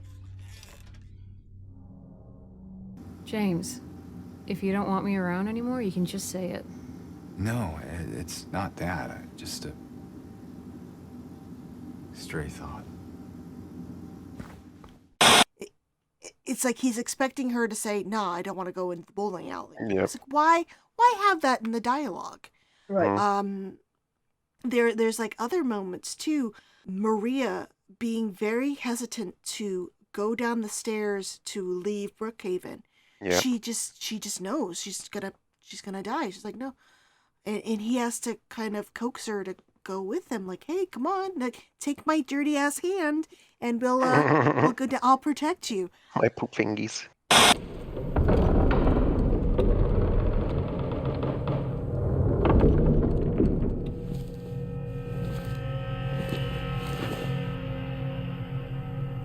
What's wrong?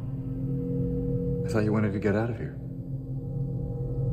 I know. It's just... something doesn't feel right. Come on. It's gonna be fine.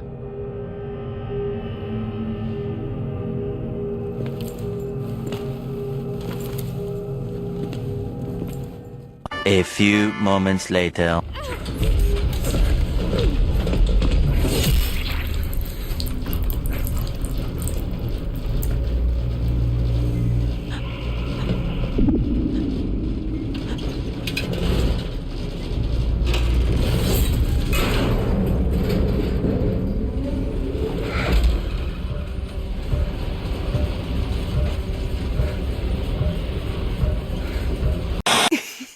It's like moments like that. It's like, yeah, it fits. Like, and the Douglas, if you guys go back to the room 106, there's an achievement you can get to see the halo of the sun on the wall. I don't know if you guys got that achievement. Yeah. Everything in order. I did not. So if you go back in there, the TV's on, static's going, and the wallpaper's torn, and you see the halo of the sun symbol behind there. And then Vincent comes out, opens his shirt, and says, I'm a child of the order. Oh my gosh. Yeah, I and, again, it can be just, you can just see it as, nods to fans, right? Mm-hmm. But, for sure. Man, I love it. I love it. Ito put a winky face in that. He said, I think it's just Easter egg winky face when someone pointed it out on Twitter. So I had another theory about this, and I was telling CJ about this like a week or two ago. Now let's assume loop theory is canon, is true. There's another interesting point to that, because I don't know if it was Kyle or William said that you hadn't thought about the idea that 2 could be after 3. I don't think it is, but I think the remake is. Yeah, the remake is. Now, remember way back when they first announced this game, there was an interview where they talked about aging James up. That James was 29 in the original, and they were going to make him older in the remake. That they felt it suited the story better.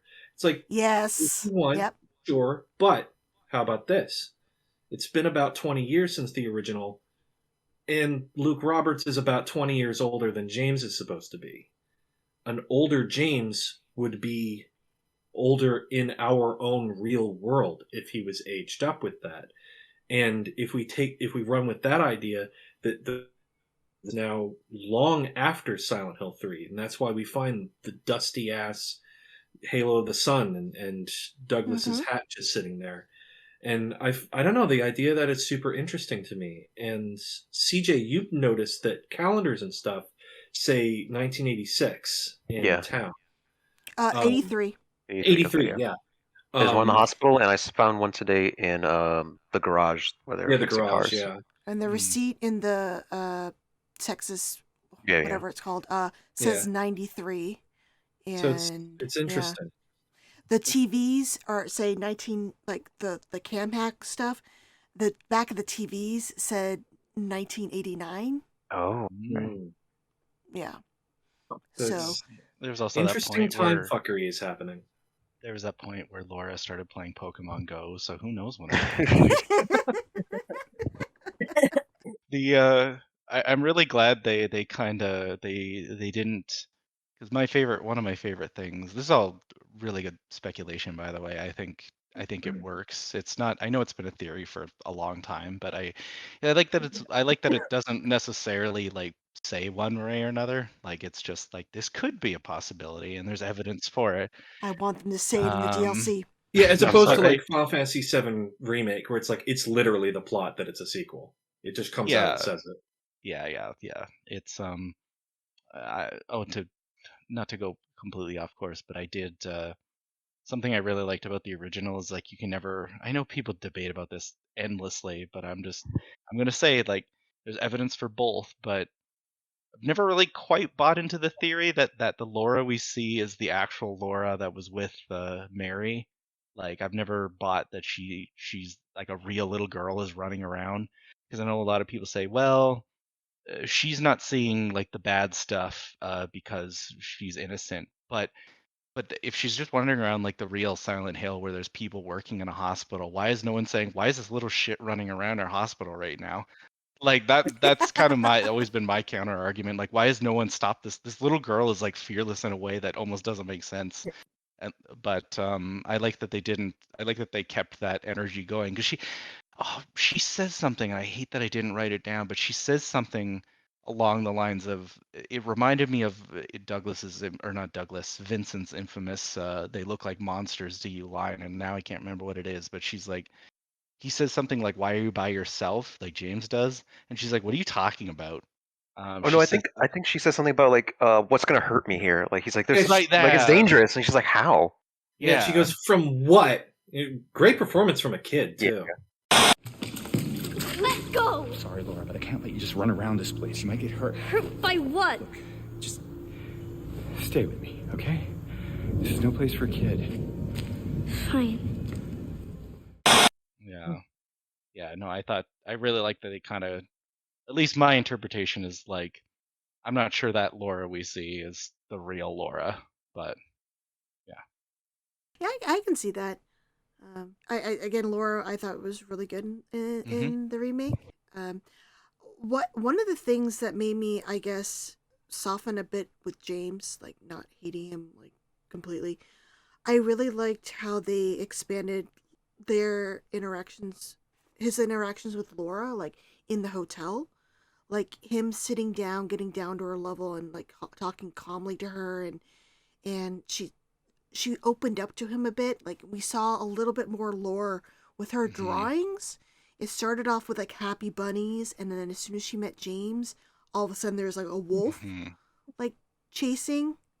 And then as you go through the game, and then you get to the hotel, and now it's a happy dog and happy bunnies. I just thought that was sweet. Like, it seemed like they had a little bit better relationship, that maybe you could see why she would leave town with him I think after he said, I murdered I her. think that one thing I really like about Luke Roberts' performance is obviously in the original game, James is like very spacey and airheady and whatnot. And in this version, I think this actually kind of makes James a little bit creepier. Is like you could imagine that dude being your neighbor. You know what I mean? Like there's a few conversations he has. So it's specifically when he's like talking with Eddie, and like for example, when he punches Eddie, it's like he feels a bit more. Yeah, he feels a bit more natural in a way that like I think it makes the ugly side of James, or the bleak murderer side of James, more creepy, because like I'm just imagining a scenario like he's like your neighbor, and like someone asks about him, like, oh yeah, James is a great guy, he's really nice, and like he's great with kids, you know what I mean? Like he's like a little bit more he's hiding things. He can mask well. Yeah, he's not talking like some rich guy that doesn't know how to act anymore. He's like the headlines you see with the happy family photo of Yeah, exactly. father It's of like five suddenly suddenly snaps. Yeah, we would have never guessed that this guy would have been a murderer, but that's like the whole so point. normal. Yeah, exactly. It's something I've seen a lot of discourse on Twitter and places that they've like babyfied James. I and don't that, like see now that. he's like I don't. No, if anything, I don't. think it's he's creepy. Still, he's a lot creepier because of how much more sympathetic he can come off, but knowing who he actually is, and also like how kind of like unknowingly but casually mean he is to pretty much everybody. Yes. He doesn't seem to be aware of it, but everything he says, he doesn't really seem to care what other people think. I mean, I love the moment in the movie theater. He's like, well, come on, are you going to come help me find her? You want me to come with you now? It's like James didn't even think about the fact that he's talking to Eddie like you talk to a video game character. I'm gonna go look for her.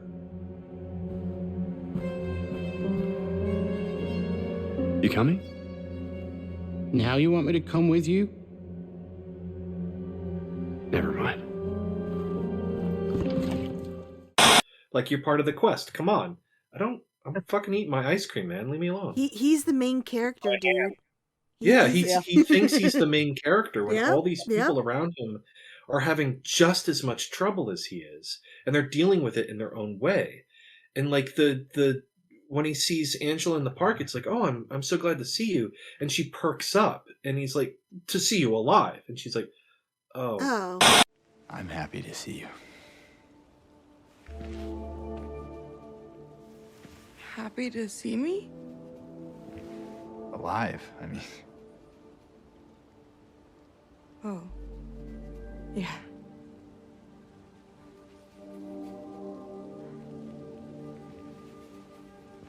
I better get going. It's like he's I feel like the whole game's almost like they took Angela's speech from the stairs, like, will you love me? Will you take care of me? It's like they took That's that what and I turned thought. it. Yeah, and turned it into James's whole personality of like James is trying to be the main character. He thinks of himself as the main character, and it's shafting everyone else around him. Yeah. You know, like especially him and Mary or Maria on the docks. You know, in the original, James just kind of comes off a little spacey, and you're like, were you just going to leave me here? But now he seems to actively like not care about her. It's He's just like he's like kind of pushing her away. It's like, nah, man, Yes. I got shit to do. I gotta go find my wife. It's just like she has to kind of hook herself onto him to force him to care. He still doesn't quite seem like he Even does. if their conversations, like running down the street, and she's like asking him questions and stuff, he's still trying to brush her off. Like, you know, like, why are you asking me this stuff? Like, But even Yeah. and even on top of that, when she asks him, so when you do find Mary, what are you gonna say? He goes, I'll tell her I love her. It's like, you haven't thought about this at all, have you? no. He is not. I just remembered something, and I promise I'm not trying to go off topic, but one, I don't know if this was intentional. I don't know if this was intentionally a reference, but I'm going to choose to believe it was. You know when you go to Heaven's Night with Maria, and she comes out and she's got her Mm-hmm. hands on the stripper pole, and like Yes. years ago there used to be a fucking thing people would argue about how you could get Uh-huh. Maria to do a Yes. pole dance, and like that's totally like that was intentional, right? First thing that came to I mind. thought that was intentional. That was the first thing that came to my mind. I laughed. I was like, "Oh my god, I did it! I didn't have to input a code. She's pole dancing for me." Yeah, because I remember, because that was a really long time ago, but I remember that was like before the times of like, people doing like data scraping and whatnot, or not data scraping, people busting open the game files where you could go on GameFAQs and say like, oh, I totally got it to work if you just do this, and it was total bullshit. But Yeah, like the ambulance ending. yeah, We saw it all exactly. on. I investigated an ambulance just to see if they did it. I kept investigating all of them. Oh, another from this is kind of up topic earlier, but another deep cut. It's bread. Oh yeah, that. Oh yeah. I Uh, suspect that every single Silent Hill anything from here on out is going to have a bread reference. Ascension had one. 2 Remake has one. Look forward to Townfall and F. I'm It's glad just I am part not. of the series now. I'm actually so glad I'm not the only one. I wasn't sure if I was reaching with the whole pole dance thing. I'm like, Nope. this is intentional, right? This has Yeah, to be. yeah. I even tried examining the main area from the back rooms through the one hole because I'm like, there's a hole here, but why? Why can't I stare into the actual club from here? So I kept examining, like, see if it triggered something. Oh, you did just remind me we were talking about whether there's more Silent Hill 4 references. It's not the same, but there's like a stripper nurse outfit in there that kind of remind me of Eileen's. Yeah. Yeah, I thought that was another reference. Again, it was a dress and not really a leotard like Yeah. her Yeah, it's not the outfit, same, but still. it's like, Yeah. Yeah, again, lots of little deep cuts that have to do with like fandom shit, So it's clear that they were fans. They're not. It's not just fan service. Like, it's subtle enough that most people wouldn't pick up on it. But only yeah. people like us would think, oh, it's a reference to people lying on GameFAQs like 15 years ago. Exactly. One thing I wanted to point out. One of the things that was like kind of besides like the expansion of Eddie and Angela and whatnot, when I got to the hotel, I loved what they did. Like in the original game, the twist was you realize that the hotel James enters is the otherworld version of the hotel because in reality it is burned to the ground. It's falling apart. It suffered a fire and whatnot. I liked that it's this reveal was more of a slow creep. Like when you did a puzzle, all of a sudden you saw water damage start to appear, like wallpaper dripping down. I thought that was such a neat thing to do. It was really cool because like I don't know if any of you, I'm assuming a couple of you had this reaction, but like I remember there was one point when I went to the like main foyer when you first walk in and like the wallpaper was peeled and I'm like, and I literally was like, was that like that before? I did that, Like, yes. Yeah. And then it got to a point where it was like, I like that in the beginning. I almost like the most subtle version of that is like the lobby and whatnot gets like puddles like randomly that you just walk through. And no, I thought that was a really smart idea. I thought that, yeah, again, that was like a fourth wall, not a fourth wall break, but I just vividly remember like, wait, did I just not pay attention and this was always like this? Yeah, I did a double take. I was like, wait, I could have sworn it was normal looking. Did it? Yeah, when my second playthrough, I looked. I was like, yeah, they did. Okay. Yeah. I also. Oh, sorry. I'm just agreeing. It's super cool that it reveals itself the closer and closer you get to the truth. And then, bam! As soon as you see the yeah. tape, it is completely messed Did up. any of you pick up on like the little notes about like, oh, this is a beautiful place, ignite the fire in your heart or something like that, and like, welcome back, like all those little signs. Yeah, and I liked they still had the "Hi, I'm Johnny, one hot guy," and all the like stuff near it is like super fucked up. Like the office looks fine otherwise, but like the blinds and stuff are all melted next to it. Yes, It's like, yes. Maybe I'm just sick in the head, but honestly, when the hotel is pristine, all I thought is like, I want to go on a trip to this hotel. I want to stay here for a weekend. Well, it is based on the hotel. Yeah. From The Yeah. Shining, yeah. Yeah. And it looks The more like the lobbies look hotel. identical. It looks more like the Shining hotel. It looks like an actual nice vacation hotel to go to. Like Yeah. the gardens, I was like, this is one thing I loved.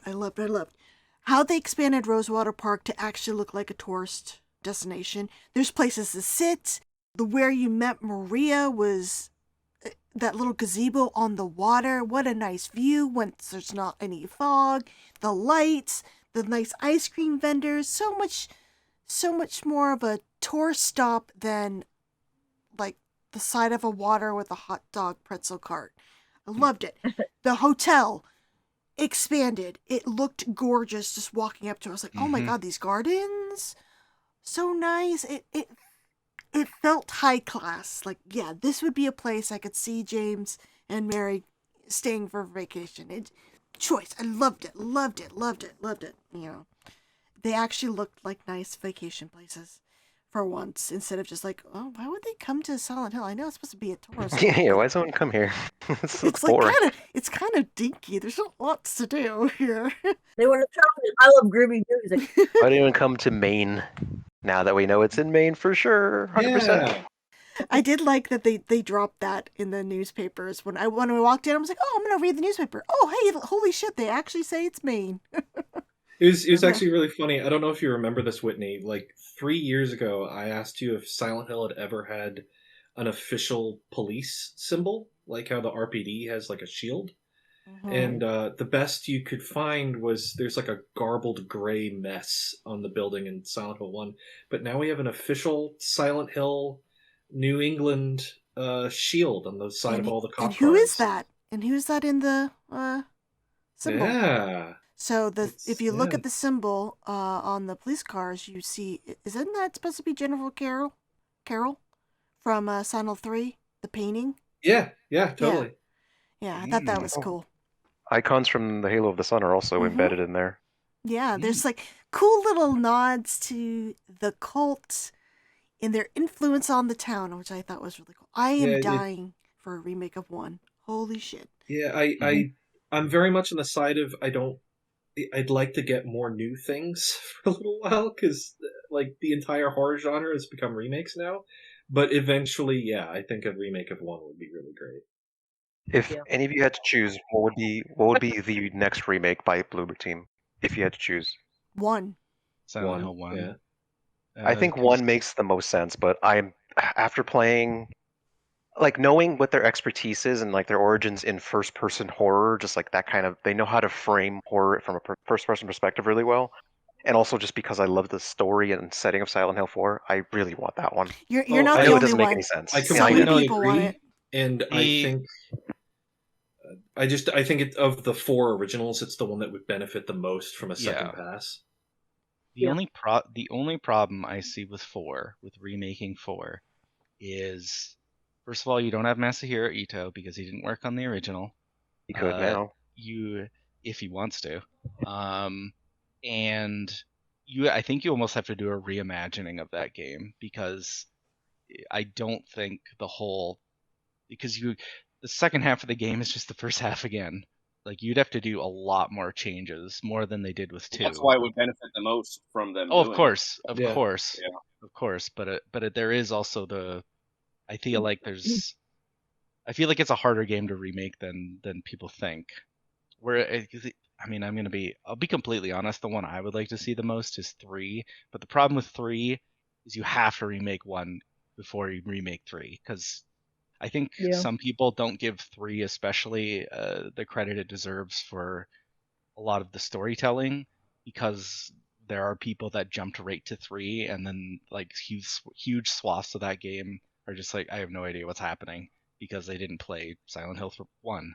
So I'm definitely in the opinion that I would like the first one, and also because like again, Silent Hill 1 kind of doesn't get the credit for it deserves for its story. It's always about, whenever people talk about storytelling and big moments for the medium and all that, it's always the second game, and I think a lot of people just forget, it's like I wouldn't have the second game for the first, yeah. yeah, dad games are all the rage these days. Bring back the best dad in gaming now. I miss that part of the town. Yeah. I would love to see Old Silent Hill and Central Silent Hill and the lake and Lakeside. Like, it's just, yeah, we've been everywhere else but there. It would be a fun opportunity to work in like some Origins shit as well. Like have the map sync up a little bit more. But we actually did a lot of poll people off, on but... Rely on Horror. On our Twitter page for Rely on Horror, we did a poll asking if they do remake the first game, whether it's Bloober, would you like to see any of the original actors reprise their roles, or would you prefer an all-new cast? I don't think that's ever happening. Yeah, 62% said yes, 10% said no, 24% said they prefer an all-new cast, and 5% said prefer a mix of old and new. I'd rather new. Yeah, like I don't have a strong attach. Well, I'll say, unlike the second one, there's certain performances in the second one that are a little irreplaceable for me. But the first one, like, I'm not trying to be an ass, but like, this is a PS1 game from 1999, y'all. Yeah, like, it has a very PS1-y gyromancy. Well, the best delivery ever is when Sybil asks him if he has a gun, he goes, no. Have you got a gun? No. Like, you could eat. I've always wondered what it would be like if Jeremy Blostein did a second pass on the original Japanese script for one and directed the mocap for a potential remake, and whether That'd that's be cool. Whether that be new actors or maybe some of the older actors that are still working under a different. I mean, an actor's an actor, right? They could do different ways of playing a part. And I always wondered, because Jeremy Blostein was such an influence on, the look and the feel and the sound of those characters in part two, how he would approach the material from one and maybe get it closer to that naturalism of two's writing and two's performances, potentially with some of the same actors. That this kind of just makes me think. What do you guys feel about the Maria Mary actress and what she did? I thought she was the weakest, and I missed Monica Taylor Horgan's read. I said at the start of this that there was nothing that I like actively dislike, and that's true. But I gotta be honest, almost all the big Mary Maria scenes didn't land in the remake for me. I think specifically the one where I was like, oh man, I really miss Monica, is the one in the prison. James, honey, did something happen to you? Like, that cutscene in the original is so masterful in the sense that it's like she's going back and forth between Mary and Maria, and that wasn't in this one at all. Just before. Don't you remember? James? Honey? Did something happen to you? After we got separated in that long hallway? Are you confusing me with someone else? Aren't you Maria? I'm not your Mary. So you are Maria. I am. If you want me to be. All I want from you is an answer. James, honey, did something happen to you? After we got separated in that long hallway? Are you confusing me with someone else? Aren't you Maria? I'm not your Mary. So, you're Maria? I am. If you want me to be. All I want from you is an answer. Agreed. Yeah, not even a little bit. And like this is like the only thing, again, I really like the game, so I don't want to sound negative, but that was like the one thing where I don't even think the actress did a bad job. I don't, the new actress. It was just like, for some reason, all of her scenes, like even when like in the original, when she's like screaming bloody murder because Pyramid Head's right behind her, and in this one she's just kind of like, you see a bit of blood on her face. It's like they were going for like a little bit more subdued, or she was more like doll-like. I don't know how else to put it, but it just wasn't working for me. That's like the only. Yeah, I knew that was going to be the hardest thing for them to bring back was, and again, I hate to sound negative, but the letter reading nowhere close to the old one, not even close. Like I think she did a good job. Like I isolate this performance from the original. She did a good job, but the original is just impossible to beat. Yeah, Every single scene, like the hallway scene, is one of my favorite because it's wrenching. Where she's like, "Just go already," and then she's like, "Wait," and like that. That was heart wrenching the first time I heard it. Exactly. Are you still here? I told you to go. Are you deaf? Don't come back.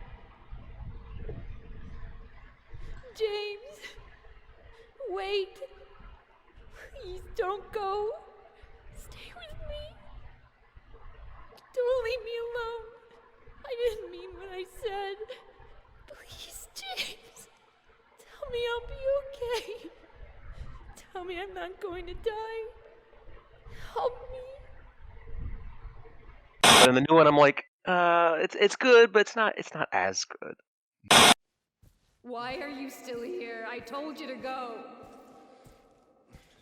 Are you deaf? Don't come back. James. Wait. Please. Don't go. Don't leave me alone. I didn't mean what I said. Please. Tell me I'll be okay. Tell me I'm not gonna die.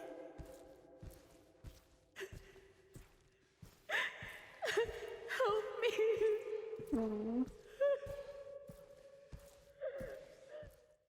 Yeah, and I think it's just not gonna have the impact on us as the first one, and also just because it was so good and like so impactful the first time around. But I don't want to like crap on this one. Yeah, I agree with everything everyone is saying. It's such a hard thing because I do think the actress did a great job, and I don't dislike the direction they took with her. That she feels very puppeteered. I mean, when we see her, when we're just walking around with her, she has a really distinct personality. You open the gate, yay!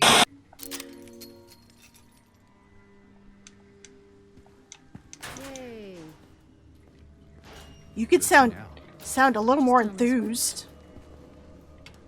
And her being like afraid of the Baldwin mansion and everything, like it's. Is everything all right? Yeah, it's just this place just gives me the creeps. I'm not sure why. You ever been inside? I'm not sure. It does feel familiar somehow. Like a bad memory. It's nothing, really. There's a real character to her that's then gone in the cell scene. It's like, I get that and I know what you're doing. I don't know if it's hyperbole to say I think Monica Taylor Horgan's performance in the original is like one of the best performances in games in general. I mean, it's so real and powerful. And I mean, the fact that she actually started crying during the letter read, I mean, you can hear it. And this is just an actress doing a really good job. And she wasn't going to win no matter what she did. Yeah. I feel bad for the actress, but you just weren't winning. It was one of those things. I think I remember listening to, I don't know if it was the Whispers in the Dark podcast or this one where you had Monica on many years ago, before I even really knew CJ and Whitney, and I remember her describing. Didn't she say that she did the letter reading in one take, and Yes. then Yeah, she did. and then like everyone in the booth was like, "Okay, we're good," and she's like, "Wait, what?" And then like, "No, you got." And then when I think back, because I went, I was so excited to hear the new version of the letter and the new version of the hallway, and I was just like, like again, it's not really anything to say with the actress's performance. It was more just like you really can't, like, to me, Mary Maria will always be Monica Taylor Horgan. Like they always will be.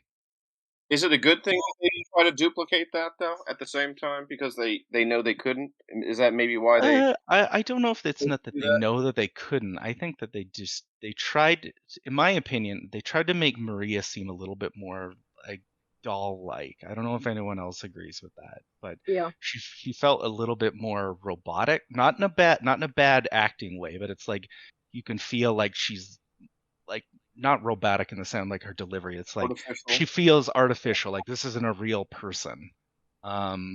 Which I think is, again, it's not a bad idea because like it's so hard to top what Monica did, but I kind of wish they had done something a little closer, just because like I still can't watch. Maybe it's because I'm old now, but I can't watch, and some of the stuff I've gone through, but I can't watch like the original game's like letter reading ending and without welting up. Whereas when I was doing it in the remake, I was like, it's okay. I am so sorry for what I did to you. Did to us. You've given me so much, and I haven't been able to return a single thing. That's why I want you to live for yourself now. Do what's best for you, James. James, you made me happy. And not what the disease made me. I want you to go on. I want you to live. For yourself and for others. Like you did for me. James, you made me happy. Yes, same. I think another thing that's really important to remember with this is the letter read from HD collection, because like Mary Elizabeth McGlynn is not a rookie. Yeah, she has. That's what I was going to bring so up. Many... Yeah, even she couldn't do it. You've given me so much, and I haven't been able to return a single thing. That's why I want you to live for yourself now. Do what's best for you, James. Oh, James. You made me happy. Yeah, even she couldn't do it. She's one of like the most talented actresses in like the genre, in the industry, I should say, in like tons of anime and games and all sorts of shit. Mm-hmm. And even she couldn't do it. So like, it's just not toppable, and I don't know. It's for me the big one was definitely the prison cell, just because I love the original one again, because the way she hops back and forth between Mary Maria is like unbelievable. And you could tell just from the inflections in her voice. Like when, you couldn't really do that with the remake. When she says, "I'm not your Mary," she's like, Maria's cold. Like, how fucking dare you insinuate I'm her? And like ice again, cold. Aren't you Maria? I'm not your Mary. So, you're Maria? I am. If you want me to be. Aren't you Maria? I'm not your Mary. So you are Maria. I am. If you want me to be. Yeah, and that was like, because I thought everyone on the cast did an exceptional job, but that was the one where I was just like, just not the same. I agree, Agreed. although I do like her little additional flourishes. Like this, Oh I feel yeah, like you get a little bit more personality out of her. Just I like what they did with the character. Like you're walking around town, those little extra lines. When she pulls out the old costume. Hey, you think I'd look good in this one? Yes. Sure. Not quite the ringing endorsement, but hey, I'll take it. Like I enjoyed. It felt like she had a real presence when you're actually walking around with her, rather than before. It's just like cutscene only. I kind of felt this. Sorry for interrupting, October. You can go You ahead. go. Okay. Actually, it's kind of funny because this is true not just of Mary Maria, but kind of like the whole game is like I almost like. And it sounds funny because I know why they did this. Before I say what I'm going to say, I know why Bloober did this way, but I almost wish they had tweaked the script a bit more. Because there's a couple moments where I'm like when the new Maria says, "Anyway, what do you mean anyway?" Where it's just like, I wish you had changed it just so like the whole time I'm not thinking this isn't as good as the old one. James. Mary! Oh.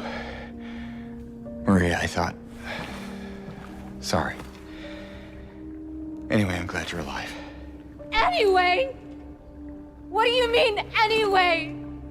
I was almost killed back there. I have never been so scared in my whole life. All you care about is that dead wife of yours. James! Mary? Oh, Maria. It's you. I thought you were... Sorry. Anyway, I'm glad you're alive. Anyway! What do you mean, anyway? You don't sound very happy to see me. I was almost killed back there. Why didn't you try to save me? All you care about is that dead wife of yours. But even in the old one, like the lines that were, because there's moments in this game, and I hate that I can't think of a great example off the top of my head where the characters are like they take an old line, they take the intent of an old line, and they just polish it better so it flows better. Like the Eddie saying, "A corpse can laugh," like it just works better, and I almost wish they had done more of that. Right? Yeah, and I understand that the trouble they went through, because fans would be like, "Oh, you didn't include the pizza line or something." I mean, that's a bad example because they literally don't say it, but you know what I mean. Yeah. It's like it's a catch-22, so I understand why it's the way it is, but I wish they'd gone a bit farther, almost. Remaking is such an inexact art. I mean, comparing this to the Resident Evil remakes, where they kind of don't have a lot to do with the original games. They're just kind of loosely based on them. Mm-hmm. And then you have this where it's almost the exact same script with like a couple new paragraphs for walking around town. I don't know. It's hard to be 100%, but I think in this case they did get pretty damn close. Yeah. Like I said, go ahead. Sorry. I was going to say, I agree, like, completely. And I did like the extra stuff they did with Maria in this game. I felt closer to her than I ever did in the original game. And the only reason I got, I felt so bad for her is because of the DLC and stuff. I could see what she was before meeting James in the original game, and that always, stuck with me. She had more agency, and then once he got to town, she lost it. And in this one, you could see how hard she is trying to be the woman James wants. Yeah. Just some of her lines, "Oh, it must be nice," So, James. 3 years. That's a long time. What will you tell her when you find her? That I love her. Oh, then. Lucky her. What's that supposed to mean? Nothing. She hangs on his every word, and I really feel for her more in the remake than I ever did in the original game.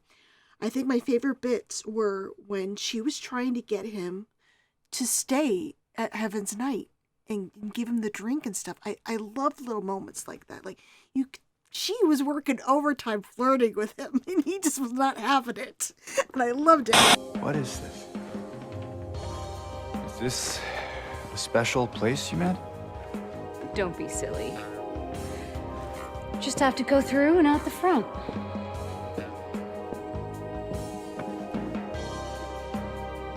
Then again, now that we're here,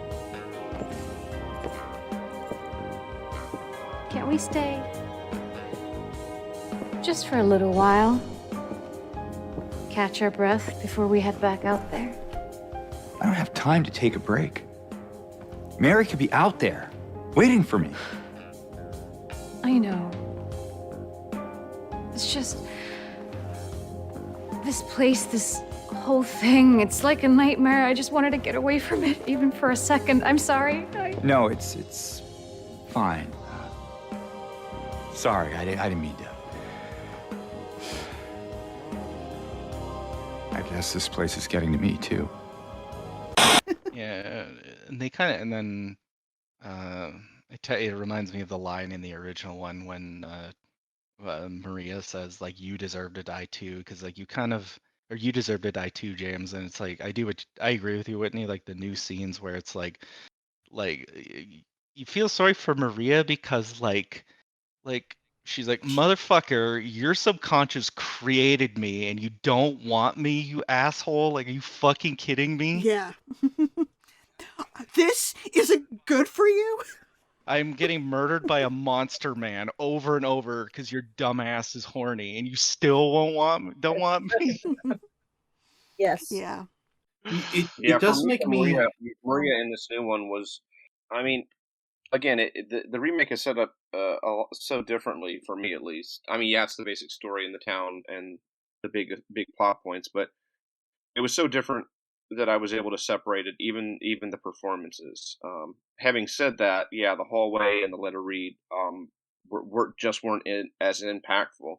But for whatever reason, Eddie was the character that didn't really land for me, and I don't know if that's like his performance or the way he looked. Like his facial model looked a lot different. For some reason, he looked like an adult version of the asshole kid from the beginning of Jurassic Park, and I don't know. Oh my god, I know exactly who you're talking about. Yeah, the fucking dream, the dream child, yeah. Yeah. Dream child, yeah. I want to be just like you. Yeah, he felt a little off, and it's like I liked the lines. There was just something about him because, and I don't know if he was too broad, but the original Eddie, there really was like this natural deranged quality to him, like something was off in a serious way. Whereas the new Eddie, and it's fine that they're different. I'm just saying that this didn't work as well for me. The new Eddie is more clearly a product of bullying, and he doesn't seem, I don't know, he just didn't seem as deranged in a way that played as subtly as the original. I don't know how you guys felt about his performance.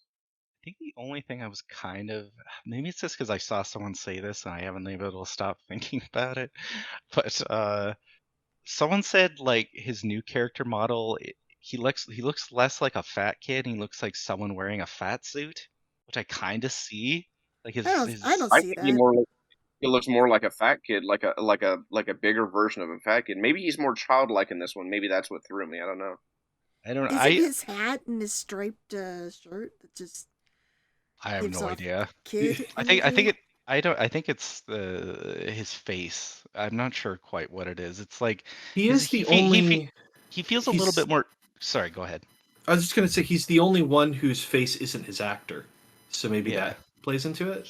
Yeah, because it's funny because someone pointed this out, and it's like he's like a little bit more stylized than the other character models. So I think you might be onto something there. Like he's a little more cartoon. It is he's based exaggerated. on a real person, though. It's like I was talking to people about this at one point too, where I guess they had to make him like really fat because standards for what fat is now have changed. Whereas like the original Eddie was just sort of overweight. I mean, Eddie in this one, at least his face is a lot. I mean, that's a lot more exaggerated for me, and maybe that played into, why he didn't connect with me as much. Finally, representation.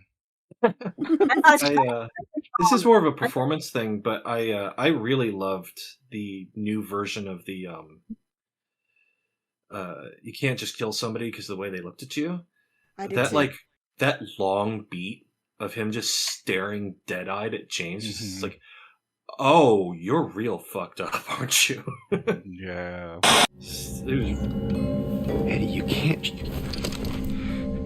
can't just kill someone because of the way they looked at you.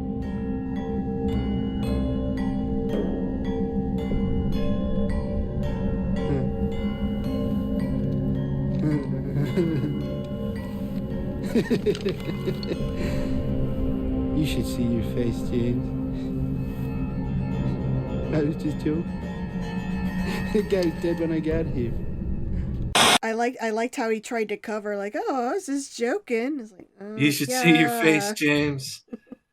Yeah, he was very disheveled in this. I did like him.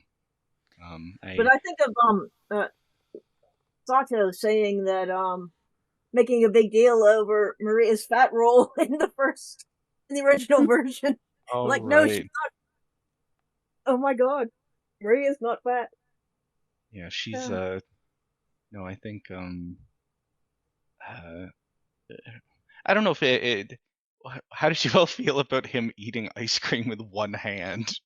I thought it was pretty strange, but I think it maybe play into his character. Maybe maybe they're trying to insinuate something like his weight is more than just like, oh, he got made for being heavy, but maybe it's part of like, oh, maybe he has a psychological condition tied to his weight, like, and Yeah, I got it felt like stress eating to me. Just Yeah, like, yeah. There's no spoon. Fuck it. I'm freaking out. This place sucks. Did we mention yet about the little clues Bloober kind of put in with like what he's seeing in Silent Hill with his breath being clear from when we meet him, we're always seeing his breath, and then him eating ice cream just kind of like hones in that it's not melted for him. He's in a really cold area, and the guy's wearing shorts too. That's I thought it was pretty cool. And then they didn't do that much with Angela. It was really just the fire scene, but I did like that they try to tie in more about what Eddie was seeing. We saw the similar corpse around him, and that was his bully that he kept killing over and over again. I like that, and the coldness. Yeah, it was really cool. I liked Eddie. I liked what they did with him. He seemed creepier to me. He seemed like someone an incel on social media. Yeah, he does. Who would hate women being in Star Wars or whatever. You know? Yeah.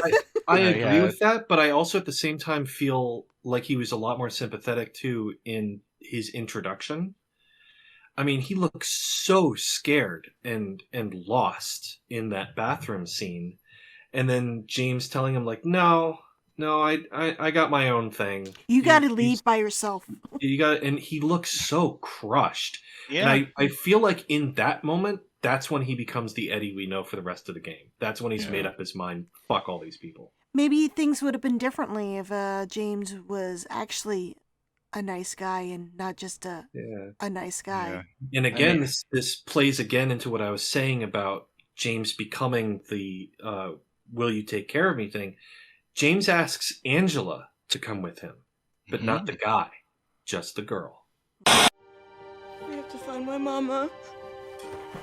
Should I go with you? This town really is dangerous. Now I know what you meant back there in the cemetery. No, it's okay. Besides, I'd just slow you down. Hey, you want to come with? Maybe together we can find a way out of this town. Oh, sorry, but I can't leave. Not yet. I need to find someone. Interesting. I didn't notice that. But yeah, I think, I think they carry the whole like. I think Eddie says something in like the confrontation or right before the actual boss fight, where he ties into that whole like, you left me when when we first met. I can't remember what he says. I should have replayed right before we did this, but they carry that through the rest of the game too, where he's clearly like October said, he's like resentful towards James for not wanting to be his friend or whatever. You think I'm stupid. You think I don't see it. But you've been laughing at me all along. Ever since we first met. But you ain't laughing now, are you? You can really feel that resentment too, which I like. And it's not in your face too. Yeah. Like, I've watching people play, like a lot of times they don't pick up on it until like oh, why? Oh, he's so mad at me. Yeah. I guess what I'm trying to say, I do like how they expanded on these characters. Like I feel more invested in them, and not just because I know their backstory, like how they interacted with James. I don't know, it tugged on my heartstrings a little bit more than it did just playing the original. Because like we said before, it was just those cutscenes and then that was it. But we're getting a little bit more meat. Extra scenes, you know? Mm-hmm. Yes. The extra time with these characters we already knew so well. What were your guys' thoughts on Laura? I thought she did a great job. Yeah. I like the fact that actress is also going to be Laura in the Return to Silent Hill movie. That's fun. But yeah, overall, I don't know. I don't think she's a little too cute, but she's cute, and I don't know if that helps or hurts her performance, honestly. Because the original Laura was, she just looked sort of like a regular girl, whereas the new Laura did have that kind of actressy quality about her. But her performance, she did a good job. I like that she was still a brat, but there was these moments where she was just a kid, and you can see, I mean, if some strange guy is chasing after you and is like, what the fuck? And she already has this bad view of James going into the town. And she came off better in the remake than just being a brat. And I don't know about you guys, but I did like that she called him a fart face 3 times. That just made my day. In your dreams, fart face. Please open the door. There's something in here. There is. A big lying fart face.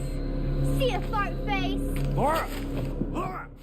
I mean, you can't one of my favorite Laura scenes is when, both in the original and the remake is, oh man, I can't remember where it happens. Maybe it's right before the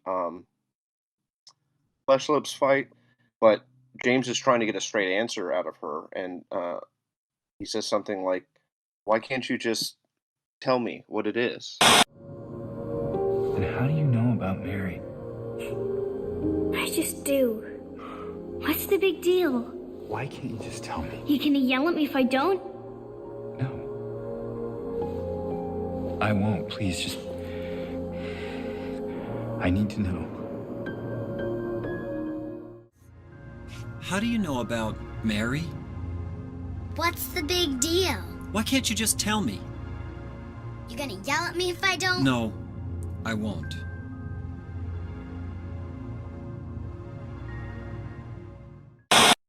And I always thought both times that was a very natural line, because I thought he's asking what all the players are thinking in their head. It's like, why can't you just give me a straight answer? And I thought they did a good job of that scene in the remake as well. I also liked how James reacted to her a little bit more. He tried to mask a bit more in his interactions, because he knew he was talking to a child. Mm-hmm. He tried to keep his temper under control, but then when it let loose, even he was like surprised. Like he was taken aback that he got that angry at a literal kid. I like those interactions. Mary's my friend. We met at the hospital last year. Stop lying. Laura, I'm sorry. Fine. Don't believe me. See if I care. Hey! Let go. I'm sorry, Laura, but I can't let you just run around this place. You might get hurt. Hurt by what? She was definitely, I liked her. I don't feel too strongly about honestly either of them. Like I don't really prefer one over the other. Like whatever version of Laura. No, the one in the original fucking reminds me of Angelica from Rugrats. Oh yeah, And that then is a good comparison. Yeah, I see that. and then the new one was it's funny because this is a good example of what I was talking about earlier, and maybe people don't agree, and that's fine. Is I do wish they had tweaked during the videotape scene. I almost wish they tweaked her dialogue a little bit here and there, and whenever they did it, I thought it flowed so much better. And then whenever they would do like one of the more direct lines, like the, "I hate you, James. I hate you. I hate you," it's like, oh, I wish you had just cut that entirely. Even though I know why you kept it, because it just. I knew it. You didn't care about her. I hate you, James. I hate you. I hate you. I hate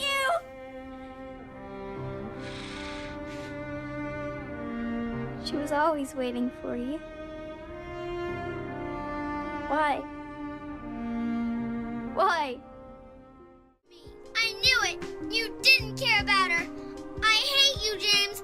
I hate you! I hate you! I hate you!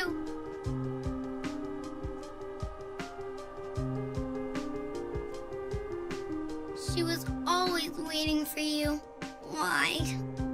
Why? I don't know why, but it just didn't feel like the way a kid would react to me, even in the original. I did like her little squeak when leaving Yep, the room. yep. Mary, you know, isn't here.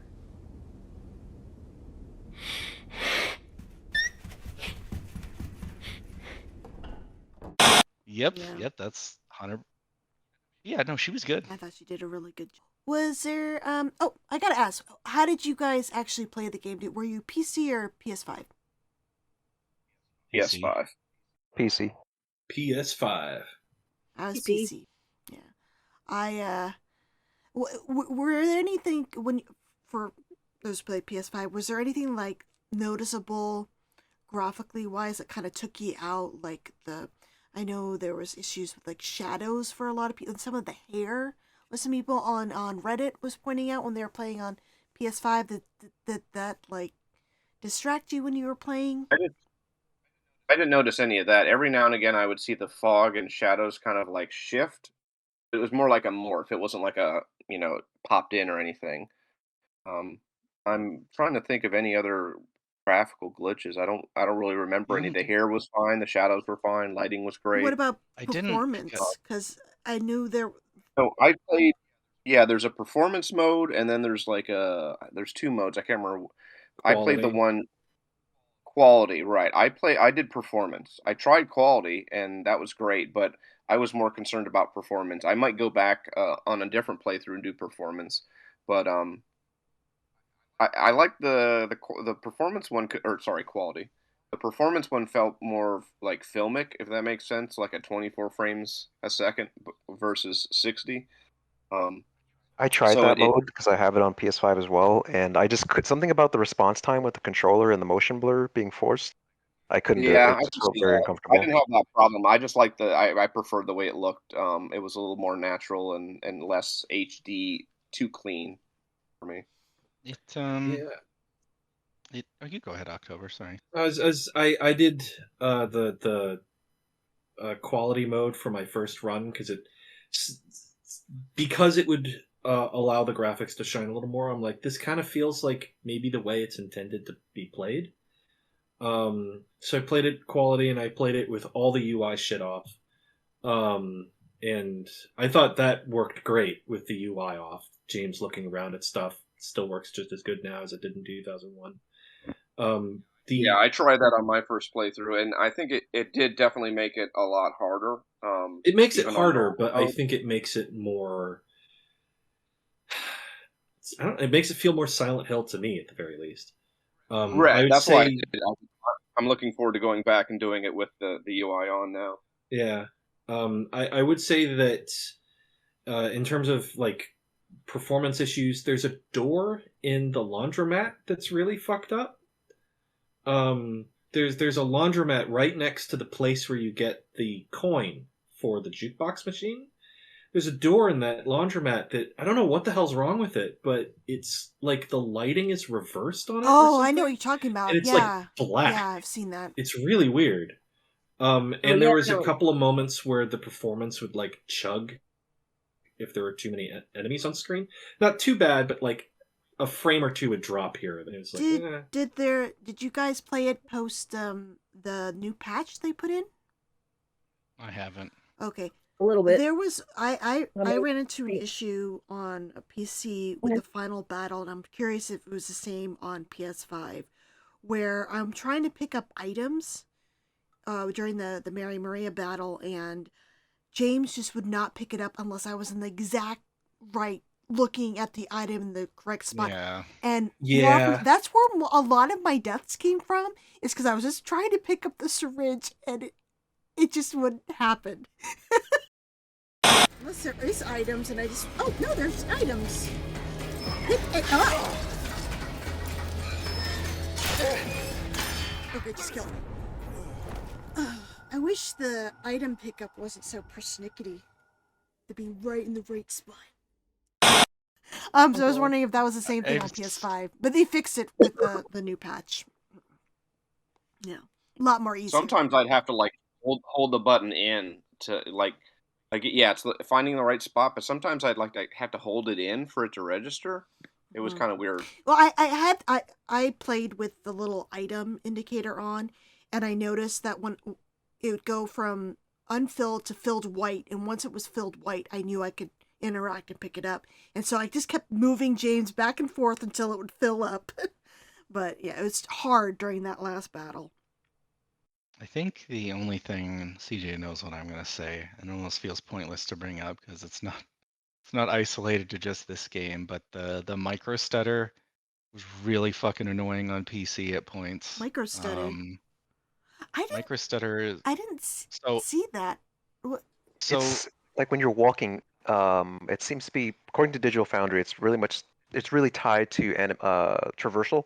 So when you're walking, you can see kind of like James like stutters a little bit as he's moving forward. It's just a weird performance issue you see in Unreal games, Unreal Engine 5 games. Yeah, I just built a brand new monster computer too, and like most of the time, 95% of the time it was fine. But I remember there was, God, what section was it? I think it was the bit actually between the hospital and the historical society where it was like, and this is the kind of thing that just annoys me irrationally sometimes, where it's just like, oh my god, I can't stand this hitching.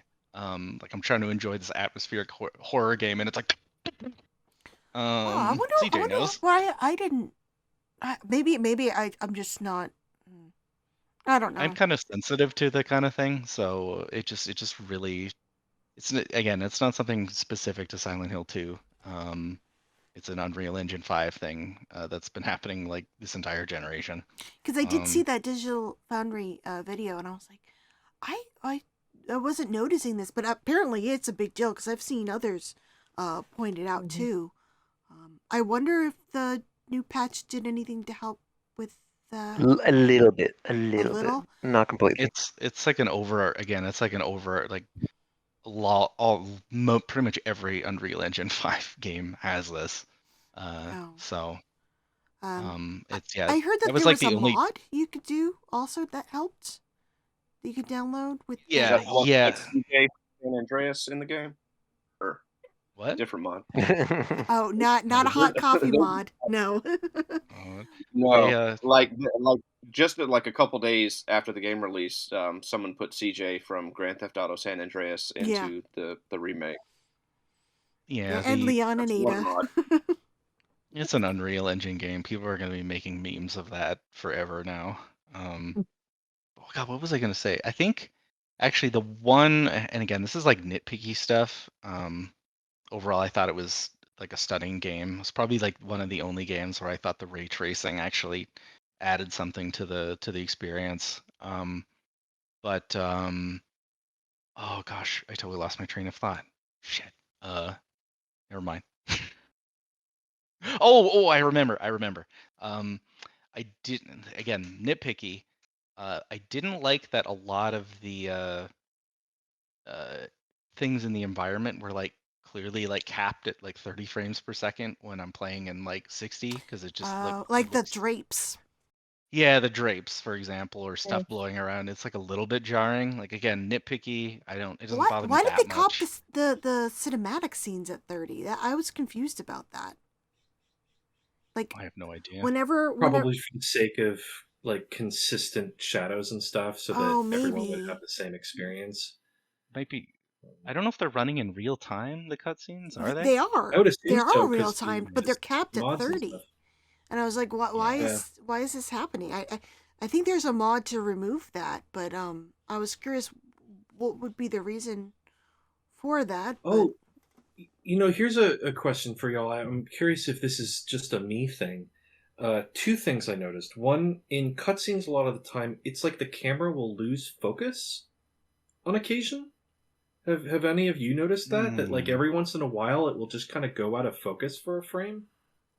I didn't. I didn't have that, but just today, I had an issue where James was talking to Eddie in the prison, and the dialogue was almost absent entirely from the audio mix, and then also it was out of sync with the subtitles. Very weird. Oh, wow. Wow. And the second thing, and this isn't a cutscene thing, I've been meaning to tweet about it, but I just keep forgetting. I have played exclusively on New Game Plus since finishing my first run because I wanted to get, UFO and Dog and Bliss and all that. But the section where you're walking around town with Maria up to the hospital has never been sunset for me ever again. It's because it gets that like orange twilighty color during that section. It's been completely gone ever since. It comes back in cutscenes, and the entrance to the hospital has like an orange spotlight on it, but the world itself is just normal. Huh.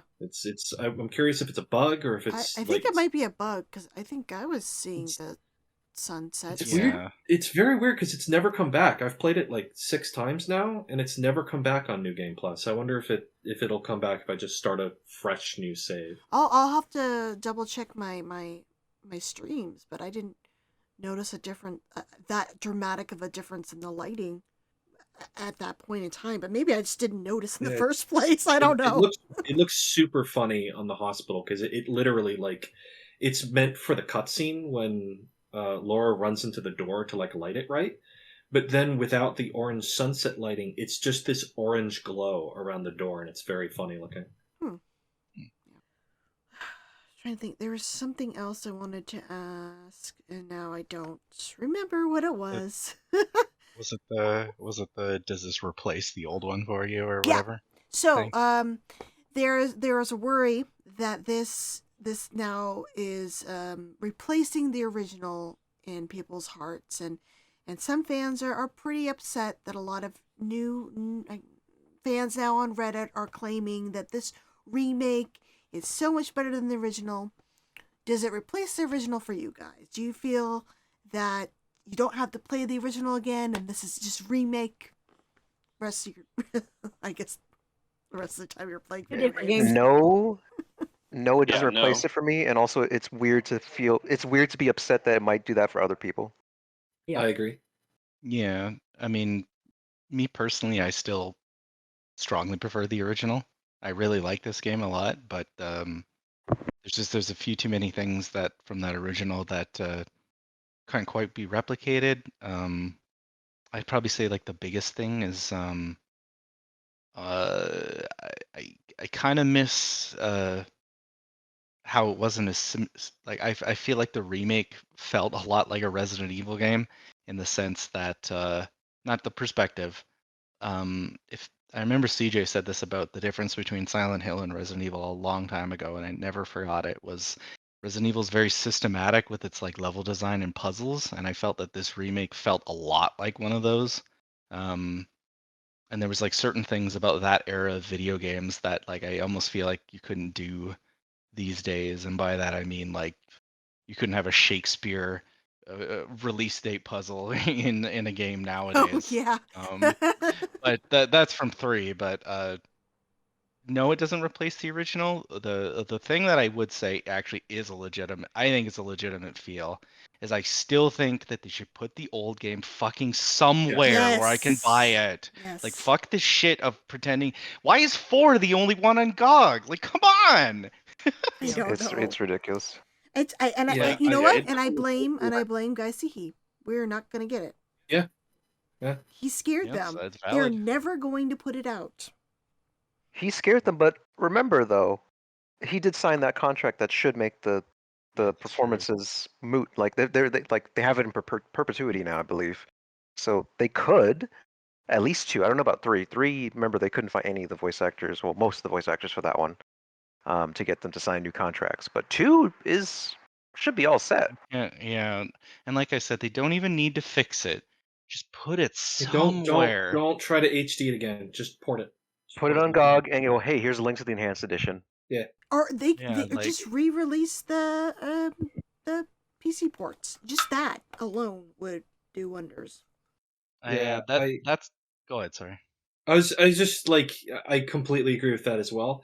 Just to your point, Whitney, with whether or not it replaces the original, I kind of resent the idea of a remake replacing the original, because that sort of implies that the original is bad. You know, I've heard people say that, like, Resident Evil Remake replaces the original, the first remake. It's like, no, they're 2 different games, and they're both worth playing. It enhances it, but it also does still lose things. RE Remake does have a handful of cuts from the original game. Some of the choice system stuff is gone. And I feel the same way with this. Like, they're both excellent games. I think you should play both. And I think that you will have a better time having played both. It's remakes are not replacements. You wouldn't say that about a movie. Oh, I saw the Rob Zombie Halloween. There's no reason to see the John Carpenter one. No, fuck off. Play both. And my view again is I see it as a sequel. I think you need to play both, because you'll get so much out of the remake knowing the original game, seeing the little Easter eggs, the differences, just it's a whole package deal for me at least. Yeah. I don't think the remake replaces the original, at least not for me. I think both are valid. I went into the remake knowing it was going to be different and appreciating how different it was, because again, there's going to be direct comparisons no matter what, but I think the remake deliberately makes itself distinct from the original and stands on its own feet. I'm always going to prefer the original too.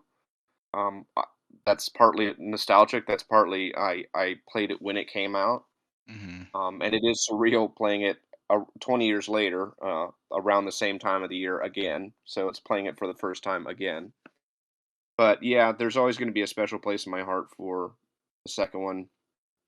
But the remake does a lot of stuff right. It enhances it. It expands the lore in ways that don't break or contradict the original game. And just that alone, just those points alone, make it definitely worth playing and unique on its own. Yeah, I think it would. This conversation would be almost gone if they would just put the old one up somewhere, just anywhere. Yeah, that's a sticking point for a lot of people. Just the first, just the first 4. Just put those back out. Admittedly, it's such a hard sell, but admittedly, HD Collection is on all Xboxes. Not ideal, but at least there is that, and it does have the original voices for 2.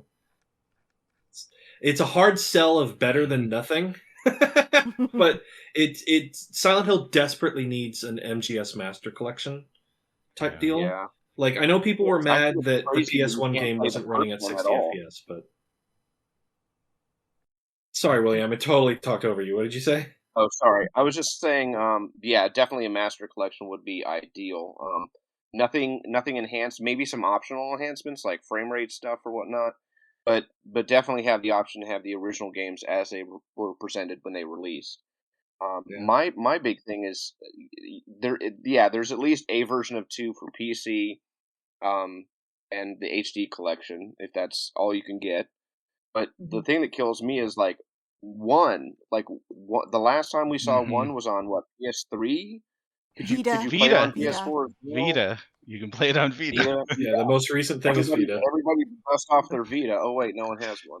Oh, the But most so yeah, depressing sentence. not having the original where everything came from, I think in maybe a microscopic way even hurts the remake of Part 2, because if 2 is the first game you're playing, I mean, it's a great game. You're gonna get it, and there's not too much overflow from 1 into 2, but having that be your first game without playing 1, that's a little weird too. Even if it's the PS1 original that they bring out for modern systems, at least that's something. And it is actually kind of funny. You hear a lot like, oh, why did they start with 2? If it's somebody that isn't familiar with the series, why did they start with 2, not 1? It's like, well, it's the big famous one.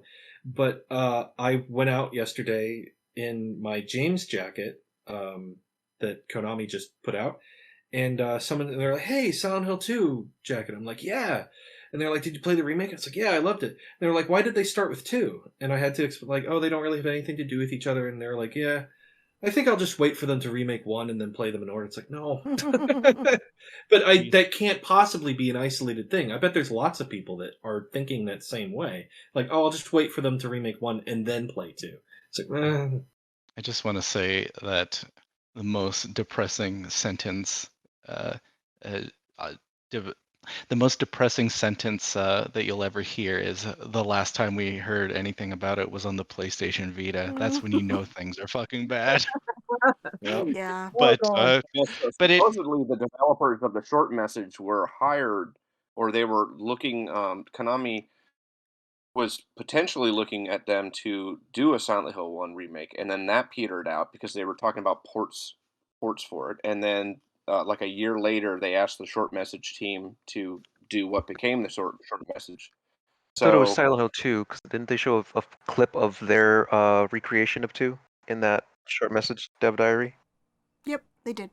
There was a mention of them working on 1 too. Maybe I'm getting the developer mixed up, but so I mean, Konami supposedly behind the scenes, ports of the older games are at least on their radar. I hope so. I think that would absolve a lot of the tension or upset some fans get. And I actually think that one's valid. I think I think completely erasing the old game or making it so people can't play them is really silly because people clearly want to, and they don't even need to fix it because they already have fans that have fixed it. Also, I want to say, I think it's very cool, and I didn't notice this, but I thought it was very cool that the Enhanced Edition team noticed that in the dev diaries for the remake that the footage was all of the Enhanced Edition. Yeah. That was really cool. They also. I'm gonna lean in for this one. They put a cord on the fridge. I don't care who that is. I did. I pointed that out in my playthrough. Like, there's a cord. Oh, but it's less scary if there's no cord. Did you guys notice they put a Pachi slot thing too? What? Oh, what? In the dog ending, you could see an image of Mira. It's what's the word I'm looking for? Key art from the Pachi slot. Oh, okay. Oh my God, that's amazing. Yeah. Oh, that's really cool. Hit the lever. I think if anything, the remake is given Konami free reign to pretty much pick whatever they want to do next, and it's only going to help them. It's in their best interest to try to re-release the old games. That way, you're getting more people familiar with the series, and then they have some kind of context for whatever remake or whatever new thing that comes next. Look. Right. 10 years ago, we all thought everything was doomed. Yeah. Yeah. Now there's actually a light at the end of the. I mean, 1 million copies sold. The future's in looking 3 bright. days. We're eating. Yeah, finally. Don't you want money? I mean, it was nice that they finally released a Silent Hill game that had a budget above $1. That was nice. Yeah, right. Let them finish it this time. Gave them the time to actually polish it. Okay. You know what? I know this isn't quite what we're talking about, but I think this was my favorite thing about the remake. And I cannot overstate how much I've wanted this feeling again. Is it's like, oh my god, the town actually feels like Silent Hill again. Because I feel like we got like 5 games in a row where it's just like, okay, it looks like the movie, it's frozen, it looks like the movie, and it's like, it finally has that like intense dread that the first 3 did. I'm assuming that's mostly because of Masahiro Ito's involvement, but it's just like, I've been chasing that feeling of wanting it again for so long, and all the games after 3 never Yes. gave me that until I this agree. one. And I finally, agree. it feels like the town itself is like a character Agreed. again. Yeah, I think a lot of that is definitely from the attention to detail. And like there's so many things where I think if you put them like a screenshot of the original and the remake like back to back, I think they worked really hard to capture the specific kind of like grossness that the original Yep. 2 had. Where it's not a Hollywood kind of grossness. It's a very specific, different staleness that original game had. And I'm also completely convinced they just straight up color picked from the original palette. It's like those are the same grays, those are the same browns, same blues. It's identical. It's like that. It that captures kind of, the spirit perfectly. It's that kind of grossness of like a public toilet with like yellow bits all over it. You know what I mean? But it's like a very hard thing to do, and that was my favorite thing about the remake. It's just like, oh, finally we have this feeling again. It's been, I hate to sound like a dinosaur, but it's been like fucking 18 years. It's been 84 years. Yeah, exactly. Fuck, I'll jump off the back of the Titanic at this rate. God. Yeah. Well, it sounds like we're all like over the moon about it. I still got to finish up my 3rd playthrough. I'll probably be replaying it. I'm going to be playing it in December for my 24-hour stream. I do have to wrap this up though, but I am keen to like do another podcast about this if you guys want to talk more about the remake. If you have any more thoughts. Well, we never did talk about Ascension. Yeah, that's not. We never will. That's not going to happen. I watched the first still night watch and never again. You know, let's you know what? Maybe Whitney put up a Patreon goal or something where we'll watch all of them and we'll do podcast episodes for each episode, or maybe each like week's worth episodes. But we got to get paid for it. We got to get paid for that. Yeah, you got to pay or like donate to my my extra life. I would totally do it for money. I'm up for that. Do you guys have anything going on as we wrap this up? Any upcoming cool projects or anything like that? Silent Hill related? I want to make some more recipes like I did the Eddie's Pizza recipe. I was going to do some, make up a Happy Burger recipe and while I do a playthrough and such. Once I get my cord. That is really cool. Yeah. Where can we find that? Well, the Eddie's thing, it's either at silenthillcommunity.com/Alchemilla or it's at youtube.com/ at Alchemilla and then the number 1. Alchemilla Hospital and the number 1. Okay. Cool. I'll have to check that out. And as always, Rely on Horror is always keeping up with the latest Silent Hill info. We're waiting to hear more about the Return to Silent Hill movie. I don't think it still has a hard release date yet, but I think it's supposed to be next year. So I know CJ has mentioned that he hopes post-production adds a couple different layers of paint to make it look better, make it look like the first movie. I think most people are hoping that.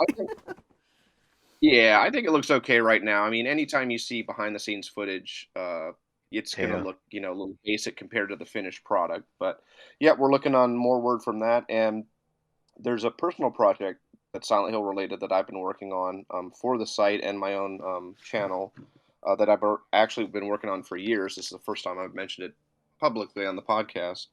But it's Silent Hill related, and it's something very big and very special. So hopefully I'll be able to get that out maybe early next year. Okay. And so that's something to look forward to. Exciting. October? I did some artwork for the game Amanda the Adventurer 2 that just came out. If you guys want to go play that, there's a bunch of like puzzle assets and books and stuff that I did artwork for. I also designed the UI for the game Sniper Killer, from the same team that made Bloodwash and At the Gates of Hell, or Night at the Gates of Hell. Both of those are available on Steam right now, and I'm currently working on a game called Killview, from the same Sniper Killer Bloodwash people. So all that's on Steam. And I, horror related. Oh, you're gonna have to cut that, Whitney. Okay, give it a second.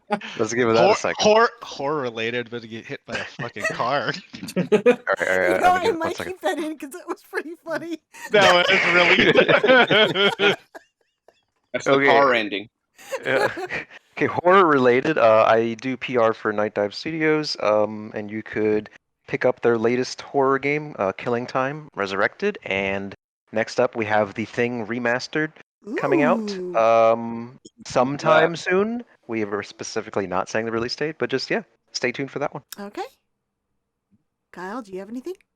Nothing creative to mention. I guess you can follow me on like Blue Sky. It's at Kyle Vito, and where I just like talk about movies and stuff. But yeah, I don't no cool projects or anything. I shit post lots, so beware of that. And I guess as for me, still streaming, raising money for Extra Life, and my 24-hour stream. I am planning to play Silent Hill 2, the original game, and the remake back to back. So that should be fun. But that's not happening till December, and that's about it. Thank you guys so much for hanging out with me and discussing the remake, and I'm just so tickled that you guys also really liked it too. Yeah, I'm about to keep playing right after this. Yeah, right. Feels good. Yeah, it was a nice, like, again, it was just like we've never been so back. I know. Oh yeah. my positivity, it worked out. How can you sit there being positive? I know, right? Oh, my positivity wasn't in vain. It was a great game, and so many people are pleased with it. I'm just so happy. Yeah, overwhelmingly positive reception on Steam, which is really rare for a big game like that. You know, it's you were talking about, this is like the first time that you've seen this kind of reception to a Silent Hill game. I think the best, like, most positive thing I've seen, this is the first time I've ever seen a Silent Hill game with like actual memes. Like, not I was like saying the same thing. Yeah, it's generating, it's reaching mainstream. There are memes about it.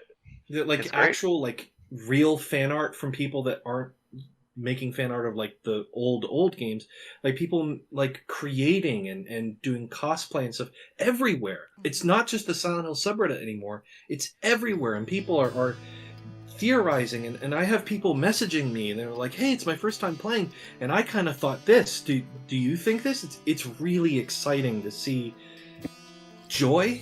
Yes, from this series actual again. Joy. Oh my god, yeah, what a joy. Wonderful. I've seen a lot of new incredible art from the remake. You know, some of it meme funny, and some of it just really painterly and really well done. And it's nice of the remake, and it's nice to see that. Yeah.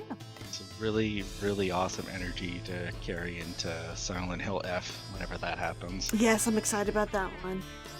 We'll be back in 2 years with that podcast. I don't know. I mean, I still haven't played the short message, so that's why I haven't. I don't have a PlayStation 5. Why isn't it on PC yet? Come on, it was a free game. It's still a year exclusive, right? It said that on something. Yeah. So it did, yeah. So hopefully next year. Yeah, hopefully. So maybe we'll just come together again for another Silent Hill 2 remake podcast. We'll see what people think. I've had several people like, are you going to do a podcast? Please tell me you're doing a podcast of the remake. Whitney, what happened to your podcast? So yes, here's your podcast episode, guys. Here you go, kids. I hope remake. I hope you guys enjoyed it, and I enjoyed the discussion, and maybe talk to you guys real soon if you watch my stream. Bye, everybody. Yes, thanks for coming. Bye-bye. Bye. Hey guys, editing here, Whitney. I just want to let you know we are recording a second podcast because we realized afterwards that there was so much we still didn't talk about, and they were all eager to discuss some more, so we are recording a second part to this podcast. So you can look forward to that soon. Voices in Static, the podcast of the Silent Hill fan site, SilentHillHistoricalSociety.com, was recorded and edited by me, Whitney Chavis. I want to give a big thanks to all my guests and you guys for listening. It's been a blast gushing about this series too all over the years.